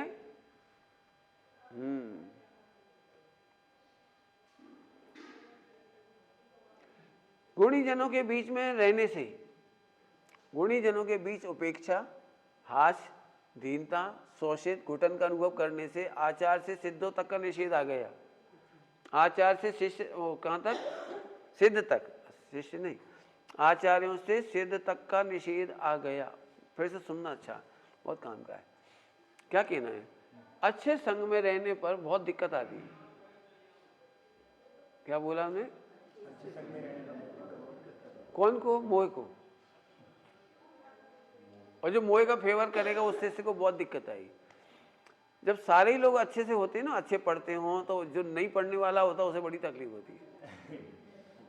जो आएगा, पर मत करो, छो पढ़ो, देख कैसे पढ़ते हैं, और उसको बड़ी तकलीफ। तो ऐसे लोगों को ढूंढता है जो नहीं पढ़ते। स्कूल होता है, स्कूल पहले दिन कक्षा 9 में 100 बच्चे भर्ती हुए, सब नए नए थे, कोई किसी को नहीं जानता था। एक सप्ताह बाद ऑटोमेटिक 10 बच्चे सिगरेट पीने लगे वाले तो एक ग्रुप में आ गए, 20 बच्चे अच्छे पढ़ने वाले आगे की बेंचों पे आ गए, 20 गधा बच्चे पीछे की बेंच पे चले गए। कौन ने छांटा इनको? 5 बंक मारने वाले बाहर गेट आउट हो गए, 10 होमवर्क नहीं करने वाले एक तरफ बैठ जाते कोने में जाके, गुरु देख ही ना पाए, होमवर्क नहीं किया उन्होंने। कुछ लोग दूसरों की कॉपी से होमवर्क करने के मूड में रहते, कुछ अपना होमवर्क खुद करते। इतनी सारी क्वालिटी कौन ने छांटी?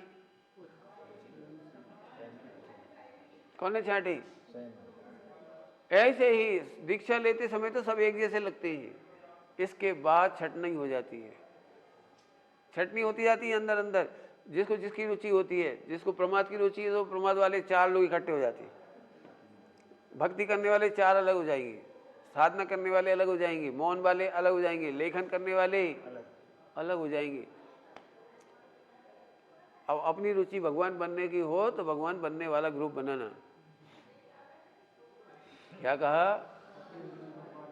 हाँ, चलो आगे चले। तो उपेक्षा, दीनता, शोषित, घुटन, ये तो हो गए ना। हाँ, इसके फल में विपरीत शिथिलाचारी गुरु मिलेंगे, पापी प्रमादी गुरु मिलेंगे, तो हम अपने को मूर्खों अज्ञानियों में श्रेष्ठ अनुभव होंगे। हाँ भैया, अच्छे गुरुओं के बीच, हाँ बहुत अच्छी, एक अच्छा वाक्य बोल रहा हूँ। ज्ञानी का शिष्य बनना कि मूर्खों का गुरु बनना? क्या बोला? बोलो। आप चाहो तो करोड़ों मूर्खों के गुरु बन सकते हो बड़े आराम से, बन सकते हो बड़े आराम से। करोड़ों फॉलोअर मिल जाएंगे व्हाट्सएप पे, काय पे जो तुम्हारे काय फॉलोअर जो कहलाता है तुम्हारा वो। लाखों करोड़ों मूर्खों के गुरु हम अनंत बार बने, कोई फायदा नहीं। एक बार सच्चे गुरु के शिष्य बन जाओ, भगवान बन जाओ। समझ में आई बात? सोचना खूब, बहुत जोरदार है। गुणों में हिरास होगा, मान की पूर्ति होगी, भविष्य में भी बे ही मिलेंगे। गुणहीनों को देखकर भी तो हम आलोचना करते हैं, और शिथिलाचारी अज्ञानी ही हैं कि सभी शिथिलाचारी अज्ञानी हैं। तो हम तो महाभागशाली, हमें गुरु अच्छे मिले हैं। तब हम द्वेष, आलोचना, घृणा, ईर्षा, गिलानी, जुगुप्सा करते करते ब्रह्मचर्य नष्ट कर देंगे। आत्मीय स्नेह से समझाएंगे। उसको समझाया। अब फिर प्रश्न आ गया, सबके सामने तो नहीं टोकना चाहिए, आपके दोस्त सबके सामने कहना कि नहीं? प्रश्न ये, अब सोचो भाई। भगवान सुनना सबके सामने अच्छा लगता है, और टोकना?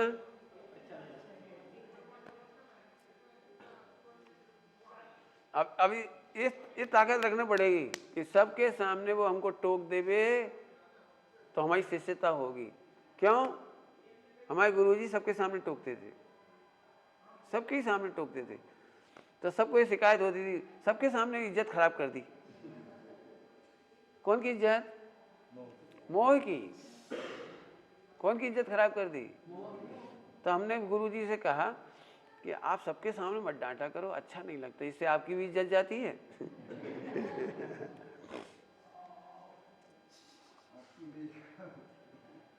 तो उन्होंने एक बहुत अच्छी बात कही, तू मेरी इज्जत जाने की चिंता मत कर। मिथ्या दृष्टि मेरी इज्जत कर नहीं पाएंगे, और सम्यक दृष्टि होंगे वहां इज्जत जाएगी नहीं। क्या कहा? मिथ्या दृष्टि मेरी इज्जत कर नहीं पाएंगे, और सम्यक दृष्टि में मेरी इज्जत नहीं जाएगी। तू मेरी चिंता छोड़ दे। तो मैं फिर आप सबके सामने डांटोगे? बोले हाँ, तुझे रहना हो तो रहने दे, जा, नो कंडीशन, हम सबके सामने डांटेंगे, बिल्कुल सबके सामने। तो मैंने कहा आप ऐसा क्यों करते हो?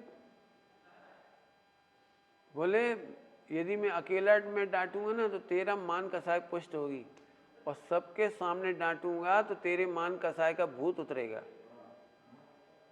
अब तेरे को लगेगा सबके सामने मेरी इज्जत, तो तू नक्की कर, तेरी आत्मा की इज्जत की शरीर की इज्जत, आत्मा की इज्जत की कर्मों की इज्जत, आत्मा की इज्जत की कसायों की इज्जत, तुझे कौन सी रखनी है? रोक, सोच। उन्होंने कहा, मैंने कहा ठीक है, आप सबके सामने डांटना, मुझे कोई दिक्कत नहीं। मुझे सबके सामने डांट पड़ी, भरी सभा में हजारों पब्लिक बैठी, सैकड़ों, तो भी डांट पड़ी। तो मैंने कहा कोई बात नहीं, मैं जानता हूँ आप परीक्षा ले रहे हो। तो मैंने फिर बहुत मेहनत करी, वो बता रहा हूँ आपको, मेहनत की वो बता रहा हूँ।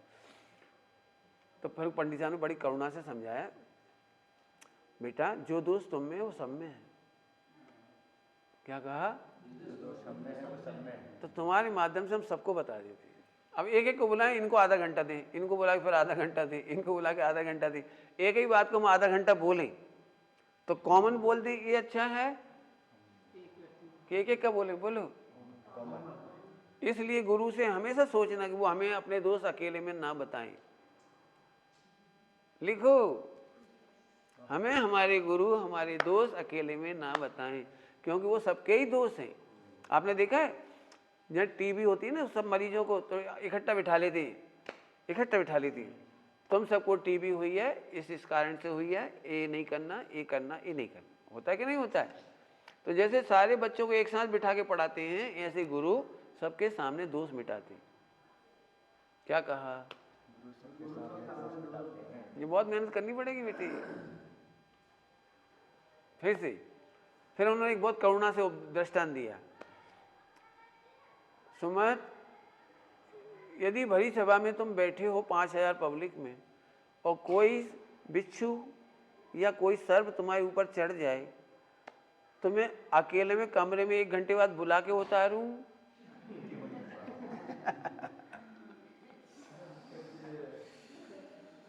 क्या करना है बोलो?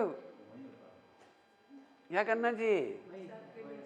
अभी इस सब के बीच में किसी ऊपर कॉकरोच चढ़ जाए या कुछ चढ़ जाए, तो क्या करोगे आप? एकदम झट उड़ा देंगे, उसको हटा देंगे एकदम जोर से। तो इसमें कोई शंका शर्म की बात है? बोलो, यदि यहाँ मेरा काजल लग गया, कुछ लग गया, तो सबके सामने बोलोगे? नहीं, 1 घंटे बाद बोलेंगे, तब तो वीडियो बनने दो। क्या करोगे बोलो? अरे उसका दोष तत्काल मिटा देने लायक है। धन्य है वे गुरु जो तत्काल दोषों को मिटा देती। ऐसे गुरु सदा मिलो। क्या बोलते हैं? ते गुरु मेरे और रहो और बसो, वे गुरु सदा और बसो। कौन से? लिखना लिस्ट, कैसे गुरु चाहिए बिल्कुल लिखना। आज दिन भर मेहनत करना, तो आपको असली केवली, असली नकली नहीं होते, माने केवली भगवान, सुर केवली, गढ़धर आचार्य भगवान मिलेंगे, और नहीं तो हम संसार सागर में डूबते ही रहेंगे। अनंत बार गुरु मिले, ध्यान रखना, अनंत बार संसार में डुबाने वाले गुरु कदम कदम पर मिले हैं। क्या कहा? संसार सागर में अनंत बार भव सागर में डुबाने वाले गुरु कदम कदम पे हैं, घूम रहे हैं। आचार्य अमृतचंद स्वामी ने समय सार जी की टीका में लिखा, पहली गाथा की टीका में, परस्पर आचार्यत्व करते हैं। क्या करते हैं? परस्पर आचार्यत्व करते हैं। आचार्यत्व का क्या मतलब? आचार्यत्व करते माने उनको मार्गदर्शन देते, तू भी सिगरेट पी, तू भी ऐसे लड़ा कर, दब के मत रह, तूने क्या चूड़ी पहनी है, लड़। ऐसे ऐसे गुरु मिल जाते। पाप करने वाले, पाप बताने वाले, व्यापार ऐसे कर, नंबर 2 का कर, सेटिंग करना सीख, चतुर बनना सीख, रिश्वत भी खाओ पता भी ना लगे। ऐसे गुरु कदम कदम पर मिलते हैं। जब मैं कॉलेज में पढ़ाता था ना, तो इसलिए छोड़ दी उसको। वहाँ खोटी पढ़ाई का गुरु बनना पड़ता था, बिल्कुल खोटे काम सिखाए जाते कॉलेज में। सुनने के कैसा लग रहा होगा? लंबी लिस्ट है मेरे पास। मैंने कहा मैं वो पाप करने से अच्छा ये करूं। वहाँ भी 2 घंटे पढ़ाता था, यहाँ भी 2 घंटे पढ़ा रहा हूँ। यहाँ मुझे बहुत शांति है। वो मिथ्या गुरु बनने से बढ़िया है। समझ में आया? अब आप चक्कर में नहीं है इसलिए मैं नहीं बता रहा हूँ। माने वहाँ का सब खोटी पढ़ाई है, एकदम खोटी पढ़ाई, चौकी पढ़ाई तो आज है, ठीक। परंतु हजारों शिष्यों को पृथक पृथक एक ही दोस्त के लिए कहना भी कहाँ तक शक्य है? गुरु को कैसे दोष निकालना ये गुरु जानते हैं। किसके दोष निकालने हैं उनकी सूझबूझ, हम उन पर शंका नहीं कर सकते, गुरु पर शंका नहीं कर सकते। जब हम भगवान हैं, बहुत बढ़िया डायलॉग, जब हम भगवान हैं तो देह एवं उदय का मान क्यों? जब हम भगवान हैं तो देह और उदय का मान क्यों? हमें नश्वर देह की चिंता क्यों हो रही है? क्या हम राजकुमार हैं या थे, यह बड़ी बात है, या हम भगवान हैं और भगवान बनेंगे, ये बड़ी बात है? जरा सोचो, ये दोनों राजकुमार थे। एक रहता है थोड़ा, हम बहुत छोड़ के आए तो हम राजकुमार थे हैं, ये बड़ी बात है। ये हम भगवान थे हैं और बनेंगे, ये बड़ी बात है। जरा सोचो, दोष कैसे भी निकले इसमें ही हमारा हित है। क्या बोला? दोष कैसे भी निकल जाए इसमें हमारा। गुरु में शंका करके उन्हें सलाह देने की सोच, उनमें कमी निकालना हो ही तो गुरु का गुरु बनना है। ऐसा मोह गुरु के एकांत में ले जाकर मारेगा।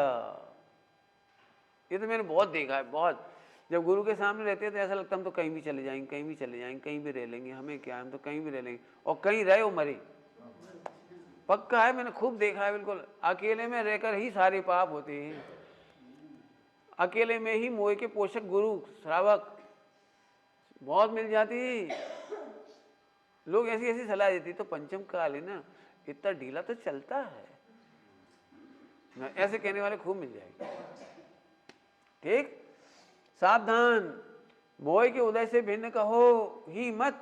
हाँ, द्रव्यानी क्या कह रहा था? मोह के उदय से भिन्न छू, मोह थी जुदा छू, मोह मने अर्थोज, राग मने अर्थोज। तो मोह से भिन्न भगवान कहो ही मत, अनुभव भी करो। गुरु सर्वश्रेष्ठ हैं, ये कहो ही नहीं, अनुभवो भी। कुछ कह गए हैं। एक बात बताऊं, गुरु बहुत चतुर होते हैं। जो गुरु मक्खन लगाता है ना, वो समझ जाते हैं कहीं गलती करी इसने। आज ही इतनी तारीफ क्यों कर रहे हैं? आज ही इतने मीठे मीठे क्यों बोल रहे हैं? आज ही अच्छी अच्छी बातें क्यों बता रहे हैं? नहीं समझ में आया? छोटा सा बच्चा होता है ना 8 साल का, उससे कोई गलती हो जाए ना तो मम्मी को बड़े उससे देखे, मम्मी मम्मी। हाँ बोलो बेटे, क्या बात है? आप कितने अच्छे हो। हाँ क्या? हाँ बोलो मम्मी कोई काम कर दूं, पोछा लगा दूं, ये बात क्या है? आपके पैर दबा दूं, आज कुछ गड़बड़ है तेरी। ऐसे ही जब तुम गुरु को मक्खन लगाओगे और गुरु समझ जाएगा दाल में कहीं काढ़ो छे कि दाल ही काढ़ी छे क्या? बिल्कुल नहीं, बेवकूफ नहीं समझो गुरु को। तो गुरु को महान कहो ही मत, अनुभव भी। सर्वश्रेष्ठ कहो ही मत, अनुभव भी। अहो मैं भगवान हूं, कोई मेरे में से गुण तो नहीं निकाल रही हैं। जो दोष मुझे भगवान बनने में बाद रखे उन्हें ही तो निकाल रही हैं। यह तो उनका परम उपकार है। अभी शिष्य का एक और मोह खड़ा हो गया। मैंने पहले ही कहा था साधक की कहानी है। तो एक और दोष खड़ा हो गया, वे क्या निर्दोष है? वे भी तो छठे गुण स्थान में ही है। कोई रिद्धि सिद्धि तो है नहीं, अंतर के परिणामों को कौन जान सकता है? वे भी अंदर अंदर, अपन ने तो देखा नहीं, वे भी अकेले में। अब जिस शिष्य का एक भयंकर मोह, क्या कहेगा? समझ में आ गया? कि अकेले में कुछ गड़बड़ उनकी भी होती होगी। तो प्रिय दर्शन, बहुत अच्छा उत्तर है इसका। जो हमें निर्दोष देख रहे हैं, हम उनमें दोष देख रहे हैं। क्या कह रहे? बता वे कह रहे तू निर्दोष परमात्मा छे, तमे निर्दोष गायक छो, अकर्ता छो। वे तो हमें निर्दोष देख रहे और हम उनमें हैं। अरे एक कैसा विचित्र तीर मोह का उदय है। याद है, हम उनके श्री चरणों पर इसीलिए तो आकर्षित हुए थे, क्योंकि उन्होंने हमें निर्दोष गायक भगवान आत्मा कहा था। पर्याय के दोष सहित तो नहीं कहा था। मैंने हमें पर्याय के दोष होने पर भी, पर्याय के दोषों से सहित तो नहीं कहा था। उन्हें रिद्धि सिद्धि होती तो अभी हम उन्हें उससे महान नहीं मानते। रिद्धि सिद्धि से गुरु महान, महान गुरुओं को रिद्धि सिद्धि होती है। क्या बोला हमने? रिद्धि सिद्धि से महान नहीं होते गुरु, महान गुरुओं को रिद्धि सिद्धि होती है। वे महान इसलिए हैं कि हर पर्याय से निरपेक्ष अनुभवते हैं। उन्होंने हमें परिणाम से भिन्न देखकर भगवान बताया है, तो हम भी उन्हें पर्याय से ही निरपेक्ष देखेंगे। क्या करेंगे? उनको पर्याय से कदाचित गुणस्थान प्रमाण दोष होगा, तभी तो भगवान नहीं बने। इस सत्य में दम ही क्या है? यदि निर्दोष होते तो भगवान नहीं बन जाते। तो यदि उनमें दोष है तो इसका भी कोई अचंभा नहीं है, और वे उसे सजग रहकर मिटा लेंगे। दोष होना, सुनना, दोष होना बुरा नहीं है, दोषों का पक्ष लेना बुरा है। सावधान, जीव में दोष बढ़ते भी नहीं है और बिगड़ते भी नहीं है। फिर से सावधान, जीव में दोष बढ़ते भी नहीं है और बिगड़ते भी। वे दोष मिटाने का निरंतर प्रयत्नशील हैं, मिटाने को निरंतर प्रयत्नशील हैं। कौन? गुरु। हमें मिथ्या संकल्प विकल्प करके अपने दोषों में वृद्धि नहीं करना। गुरु क्या कर रहे हैं? अपने दोष मिटाने में सावधान है। हमें अपने दोष बढ़ाने में प्रयत्नशील नहीं होना चाहिए, अन्यथा हमारे अनंत भाव बिगड़ जाएंगे। गुरु में दोष देखने से अनंत भाव बिगड़ जाएंगे। तुम गुरु के गुरु बनने का उपाय मत करो, गुरु का गुरु बनने का उपाय करने के स्थान पर योग्य शिष्य बनने का पुरुषार्थ करो। हाँ भाई, कौन सा पुरुषार्थ करना है? योग्य शिष्य बनने का। अभी कहना सरल है, बहुत मेहनत लगती है। हमारी ये डेढ़ अकल इतनी है, जब भी खड़ी होगी ऐसा नहीं करना था इनको, ऐसे नहीं बोलना था, ऐसे क्यों खाती हैं, ऐसे क्यों चलती हैं, ऐसे तो नहीं डांटना चाहिए। ये बातें घूमती रहती दिमाग में। अभी मिटाना पड़ेगा ये पैराग्राफ, बार बार पढ़ना। अब एक और प्रॉब्लम आ गई, मैंने बहुत भयंकर दोस्त हैं, उन्हें कहूँगा, उनकी नज़र में गिर गया तो गिर गया तो एक सबसे बड़ी समस्या है उनकी नज़रों में गिरना। तो प्रियदर्शन ने कहा, तुम गिरोगे नहीं, तुम तो भगवान हो। उन्होंने हमें मोह से बचाने के लिए ही योग्य मार्गदर्शन दिया है, हम उसको अन्यथा ना लें। उनकी नज़रों में गिरने की चिंता कभी नहीं होती है। वास्तव में स्वयं की नज़रों में गिरकर ही आत्मविश्वास कमजोर होता है। हम अपनी नज़रों में ना गिरें इसकी चिंता करो। गुरु से छिपने वाला अपनी नज़रों में गिर जाता है। ध्यान रखना, जो अपनी नज़रों में गिर जाता है दुनिया में वही आत्महत्या करता है। जो अपनी नज़रों में नहीं गिरता वो कभी भी हताश परेशान नहीं होता। दोष आत्मा से बड़े कभी नहीं हो सकते हैं। क्या बोला? क्या बोला? दोष इतने बड़े हो गए कि हम कमजोर हो गए। दोष हमेशा छोटे होते हैं। ये तो हम अपनी प्रभुता भूल गए, इसलिए बड़े लगने लगे हमें। क्या कह रहे? इसमें बहुत मेहनत करना। दोस्त बड़े बड़े लगने लगे, उन्हें अपन कितने छोटे हो गए। और दोस्त कैसे हैं? गाय के स्मरण माथे से भस्म हो जाएं। बताओ, दोस्त बड़े कि आत्मा बड़ा? पता नहीं, आत्मा की महिमा खा, इसलिए फिर कह रहे आत्मा की महिमा करो, है ना। हम स्वास्थ्य से मिटा सकते हैं तो कहने में भय कैसा? छिपाने के फल में त्रियंच गति में कैसे क्यों जाएं? जो गिरा जो दोष है वे तो उनके द्वारा ही नहीं, स्वयं के द्वारा भी निंदा है। अपने दोषों की निंदा दूसरा करे कि अपन भी करें? अपने दोषों की निंदा तो अपन भी करो। उनके पक्ष में सोचने से अनंतानुबंधी कर्म का बंद हो जाएगा। दोष होना बुरा नहीं है, दोषों को गुण मानना बुरा है।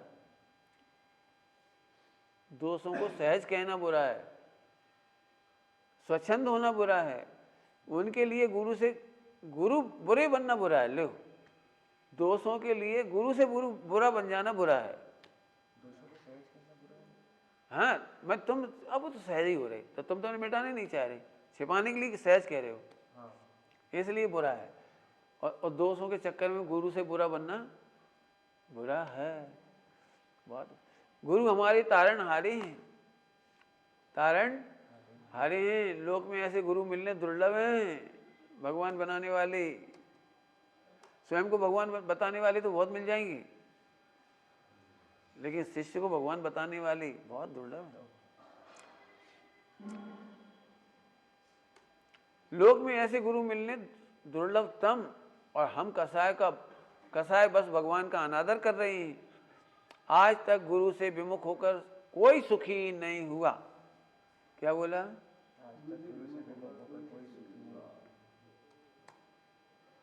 सुदर्शन, दूसरे आचार्य भी तो सरल प्रायश्चित देते हैं, कितने स्नेह से देते हैं अपने शिष्यों को। आप अनेक संघों में जाओगे तो ऐसा समस्या आ सकती है कि ये गुरु बहुत अच्छी, तो उसका उत्तर, हमें दूसरे गुरु से अपने गुरु की तुलना नहीं करना चाहिए। क्या बोला? अपने गुरु की तुलना दूसरे गुरुओं से नहीं करना चाहिए। तुलना चाहे गुणों की हो, दोषों की हो, रूप की हो, क्रिया की हो, औदिक भाव की हो, पुण्य पाप की हो, किसी भी प्रसंग में हो, ब्रह्मचर्य हो, पुण्य हो, प्रतिष्ठा हो, इसकी कभी तुलना नहीं करनी चाहिए।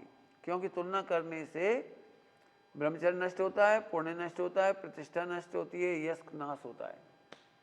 ये तो अकेले में बैठ गया, खूब सोचो। तुलना करने से अपना पुण्य, अपना ब्रह्मचर्य, अपनी प्रतिष्ठा, सब कुछ नष्ट हो जाता है। लाड़ प्यार आत्मशुद्धि को जन्म दे एवं रक्षा करे, वही लाड़ प्यार है। क्या बोल दिया? लाड़ प्यार नाम सुनो, लाड़ प्यार आत्मशुद्धि को जन्म दे और आत्मशुद्धि की रक्षा करे, इसका नाम लाड़ प्यार है। दोषों को बढ़ाता रहे, दोषों की रक्षा करे, इसका नाम लाड़ प्यार। हाँ भैया, माता पिता को अपने बच्चों से लाड़ लड़ाना कि नहीं? बोलो, लड़ाना। क्यों लाड़ लड़ाना? हाँ, उनकी आत्मशुद्धि को जन्म देने के लिए और रक्षा करने के लिए। फिर अंत में गुस्सा आ गया उसको, सुदर्शन को, मैं गुरु के अधीन नहीं रह सकता। उन्माद में बोल पड़ा। तो प्रियदर्शन ने समझाया, गुरु के अधीन नहीं रह सकते या कसाई की? जीव दो में से किसी एक के अधीन रहेगा। हाँ, जीव किसी ना किसी के अधीन रहेगा। कौन कौन? आप सोच लो। तुम कह रहे मैं गुरु के अधीन नहीं रह सकता, इसका मतलब बहुत बढ़िया। जब तुम कह रहे मैं मोक्ष नहीं जा सकता, बहुत कठिन पुरुषार्थ है, तो निगोज जाना ही जी। दो रास्ते हैं, या तो ऊपर चढ़ने की मेहनत करो। पहाड़ पे चढ़ना बहुत सरल है, नहीं कठिन है थोड़ा। पहाड़ पे चढ़ना बहुत कठिन है, उतरना बहुत सरल है, फिसल जाओ। कितना सरल है भाई। पहाड़ पे चढ़ने में तो पसीना आता है। भगवान कहाँ पार्श्वनाथ, कहाँ बिराजी। तो वहां टोंक देखी, बिल्कुल ऐसी है, बिल्कुल बढ़िया, माने पर्वत।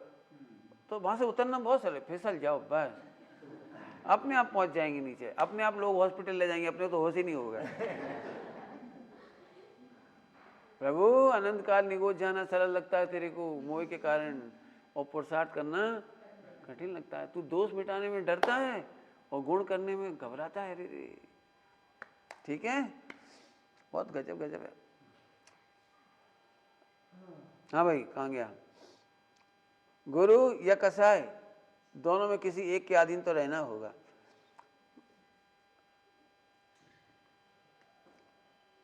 गुरुओं के अधीन रहना अच्छा लगता है नहीं लगता है? अच्छा लगता है? मुझे नहीं लगता। मुझे तो अपने अधीन रहना अच्छा। अपने अधीन रहो तो गुरु कोई अधीनता करने वाले, गुरु डांटने वाले नहीं है, टोकने वाले नहीं है, प्रायश्चित कराने वाले नहीं है, कुछ नहीं कराएंगे। तू तो अपने में रहे बस। तो एनी हाउ ये ध्रुव भगवान को पकड़ो और मस्त रहना सीख जाओ बस। ठीक। मोह के अधीन जीव अनंत परवस्था को प्राप्त होता है और गुरु के अधीन रहने वाला जीव अनंत स्वतंत्रता को प्राप्त होता है। अनंत परवस्था मोह के बस, और गुरु की परवश रहने पर अनंत स्वतंत्रता। इंद्रिय ज्ञान से देख रहे हो, अतः समझ में नहीं आ रहा है। दोष बिना आत्मा स्वतंत्र होता है या दोष सहित? बोलो भाई, करो इसका प्रवचन। दोष सहित आत्मा स्वतंत्र होता है या दोष रहित? खूब विचार करो। यदि आपको लगता है दोष रहित स्वतंत्र होता तो गुरु बहुत अच्छे लगेंगे, बहुत अच्छे लगेंगे। आगे चलो। तो सुदर्शन बोला दोष बिना, परंतु मैं उपाय कर तो रहा हूं, अभी तो कसाय बढ़ रही है। गुरु के पास रहकर घुटने से अच्छा है गुरु से दूर ही चला जाऊं।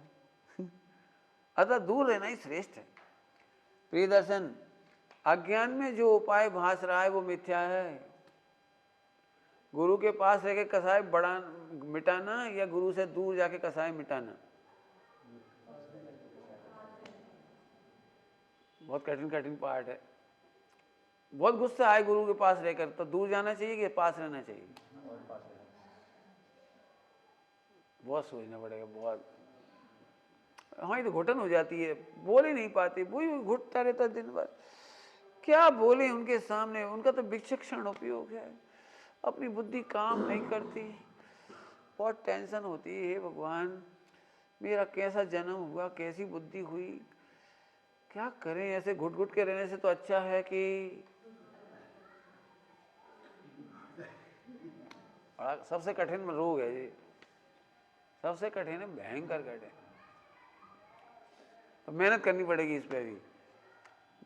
आगे क्या जवाब दे रहे हैं वो? अज्ञान में जो उपाय भास रहा है वो मिथ्या है। अकेले में इन कसायों से कैसे लड़ोगे? श्री गुरु पूर्ण वीतरागी नहीं होते हैं। एक दिन कहा था भगवान इसलिए अच्छे लगते हैं वे पूर्ण वीतरागी हैं, और गुरु इसलिए अच्छे नहीं लगते क्योंकि वे पूर्ण वीतरागी नहीं है। भगवान तो डांटते टोकते हैं ही नहीं कुछ। भगवान कितने प्यारे लगते हैं ना, क्या बोलते हैं गुजराती में, वाला, कितना बढ़िया लगते हैं भगवान ने। अब गुरु जरा परेशान करते हैं, क्या करें। ये रोज की आफत है ना।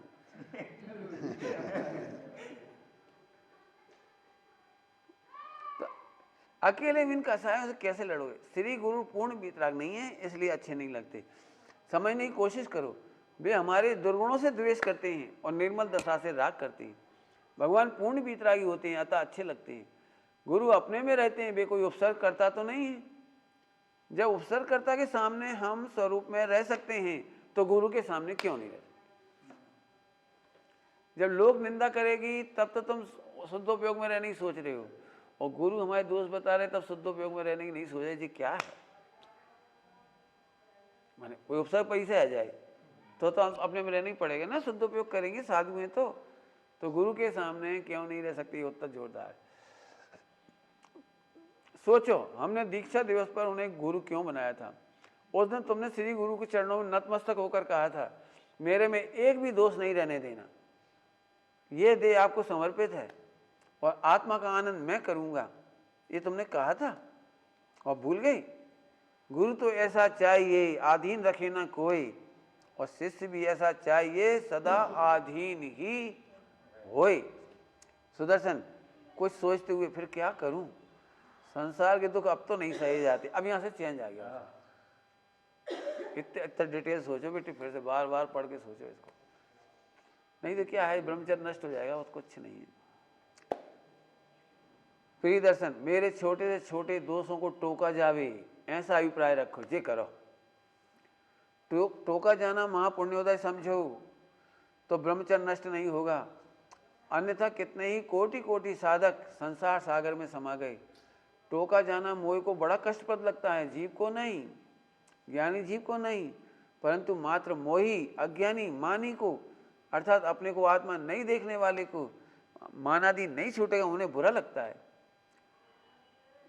मानी जीव कभी क्षोभ में अटकता है, कभी क्रिया, कभी धन, कभी मान, कभी यश, पुण्य की प्रभुता या दीनता, ये सब ब्रह्मचर्य का भक्षण कर लेंगे।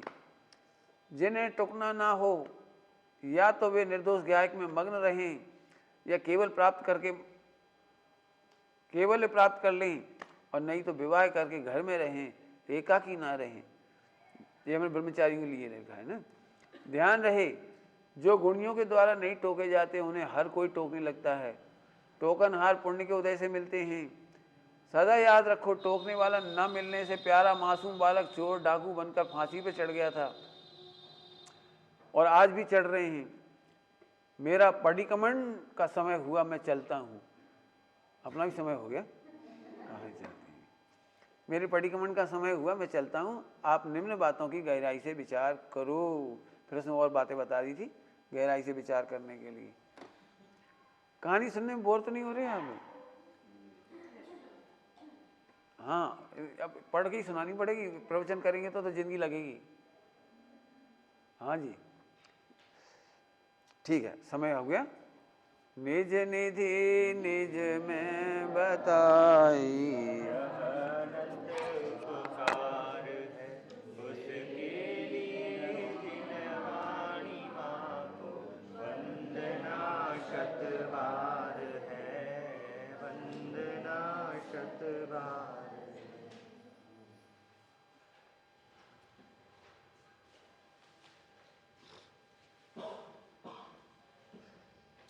प्रयोजन पुरता बोलना ही साधना है।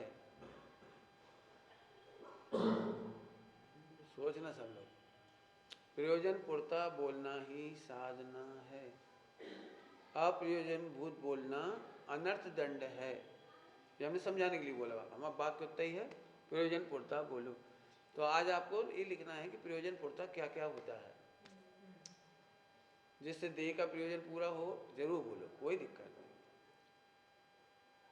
आत्मकल्याण का प्रयोजन हो जरूर बोलो, परोपकार हो तो जरूर बोलो, कोई दिक्कत नहीं। ये हमने प्रयोजन बता दिया। अब दिन भर चेक करना कि हम इन तीनों में के अलावा कितना बोलते हैं। चेक आउट क्या करना है? चेक आउट स्वयं पर का उपकार और देह का प्रयोजन, गोचरी वगैरह है, आदि है, बीमारी है, सुख दुख है, कोई बाधा नहीं है। साधु भी अपनी सेवा करते कराते हैं, समाधि में लिखा है, अपनी करते कराते हैं, तो वो देह के लिए है, प्रयोजन पुरता है। लेकिन कोई आपको मिल जाए अपने नगर गांव का, तो फिर उससे 10 मिनट तक उसे पूछा वो और कैसे है वो सेठ, वो कैसा है, हमारी परिजन वो रहते हैं वहाँ पे, हाँ, तो यदि हाँ कहाँ से आया कोई मतलब ही नहीं कहाँ से आया, हमसे पूछो निगोज से आया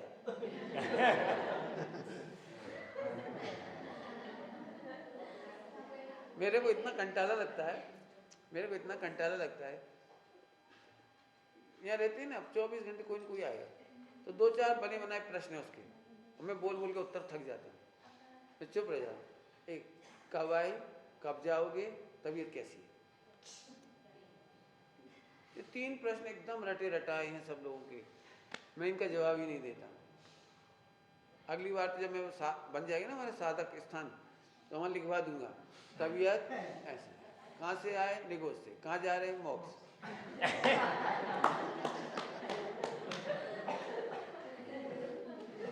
जो भी कोई पूछेगा मान जाओ अरे खड़ा हूँ, बोल रहा हूँ, अच्छा खासा दिख रहा हूँ, फिर भी पूछेंगे तबीयत कैसी है, तो क्या मुझे कैंसर है जो पूछ रहे तबीयत कैसी है? मैंने 3 बातों में समय खराब नहीं करना, इसलिए आपको ही बताया। कौन कौन सी बात बोली? प्रयोजन पुरता में 2, 3, आत्मकल्याण, दूसरा देह और दूसरा पर। इसके अलावा कहाँ से आए, क्यों करते हो, नहीं करते हो, व्यापार ठीक चल रहा है, नहीं चल रहा है।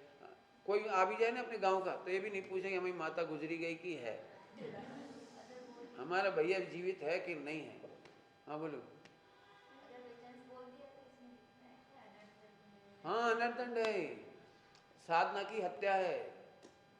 3 के अलावा बोलना साधना की हत्या है, इसलिए मैंने आप सबको भी बोला। हाँ, बहुत पढ़ना बेटे, हमारी पढ़ाई तो यही है, शब्द ज्ञान नहीं करा रहा हूँ मैं, तो भाव ज्ञान कराना है मुझे। जिस शब्द में से साधना नहीं निकले वो अनर्थकारी है। क्या बोल गई? जिस शब्द में से साधना ना निकले वो अनर्थकारी है। हमें 11 अंग 9 पूर्व नहीं पढ़ना, मुझे तो आत्मा पढ़ना है और साधना करनी है। क्या क्या करना है? आत्मा पढ़नी है और साधना करनी है। मैं बहुत सारी चीज़ें नहीं पढ़ता हूँ, जब प्रयोजन ही नहीं है तो क्यों पढ़ना। लोग मेरे से पूछते 7 नरक का वर्णन सुनना है, मैंने मुझे नहीं सुनाना। जिसे जाना है वो सन, मुझे जाना ही नहीं, जिधर जाना नहीं उधर के रास्ता क्यों पूछना। नरक का वर्णन पढ़ना कि नहीं, त्रिलोक पढ़ना में से क्या के लिए पढ़ना पड़ता है, क्यों पढ़ना पड़ता है? पृथ्वी का नक्शा है, अमेरिका का पूछते हो, जाना ही नहीं तो क्या लेना देना। इसलिए मैं 7 नरक नहीं पढ़ता, स्वर्ग भी नहीं पढ़ता, मैं जाना ही नहीं। तो क्या आप सीधे मोक्ष जाओगे? अरे ना जाए मोक्ष, लेकिन जाना नहीं ना। मतलब कहीं भी जाना होगा चले जाएंगे, लेकिन अपन जांचने के लिए थोड़ी बैठे हैं। मेरा मतलब जब तक हमारा प्रयोजन नहीं सध जाए। आपको एक अंतिम बात कहता हूं, सभी लोग साधना ऐसे करो कि हम जलते हुए घर में खड़े हैं। क्या कहा? साधना ऐसे करो हम जलते हुए घर में खड़े हैं। जलते हुए घर में नक्शा देखेंगे अमेरिका का? जलते हुए घर में क्यों इंडिया का नक्शा देखेंगे? एनी हाउ पहले अपनी रक्षा करो, अपने रत्नों की रक्षा करो, अपने और अपने रत्नत्रय की रक्षा करो और भाग जाओ। फिर अच्छा लग रहा हो तो बचा लो किसी को। यदि लग रहा है कि अपन बचा सकते तो बचा लो। 3 काम से चौथा काम नहीं करेंगे। बिल्कुल अच्छी तरह समझना, जलते हुए घर में रहने जैसी साधना है। जिंदगी तो चली जाएगी भाई, टाइम थोड़ा है हमारे पास। ठीक विचार करना, होमवर्क समझिए। चलिए प्रभु जय हो।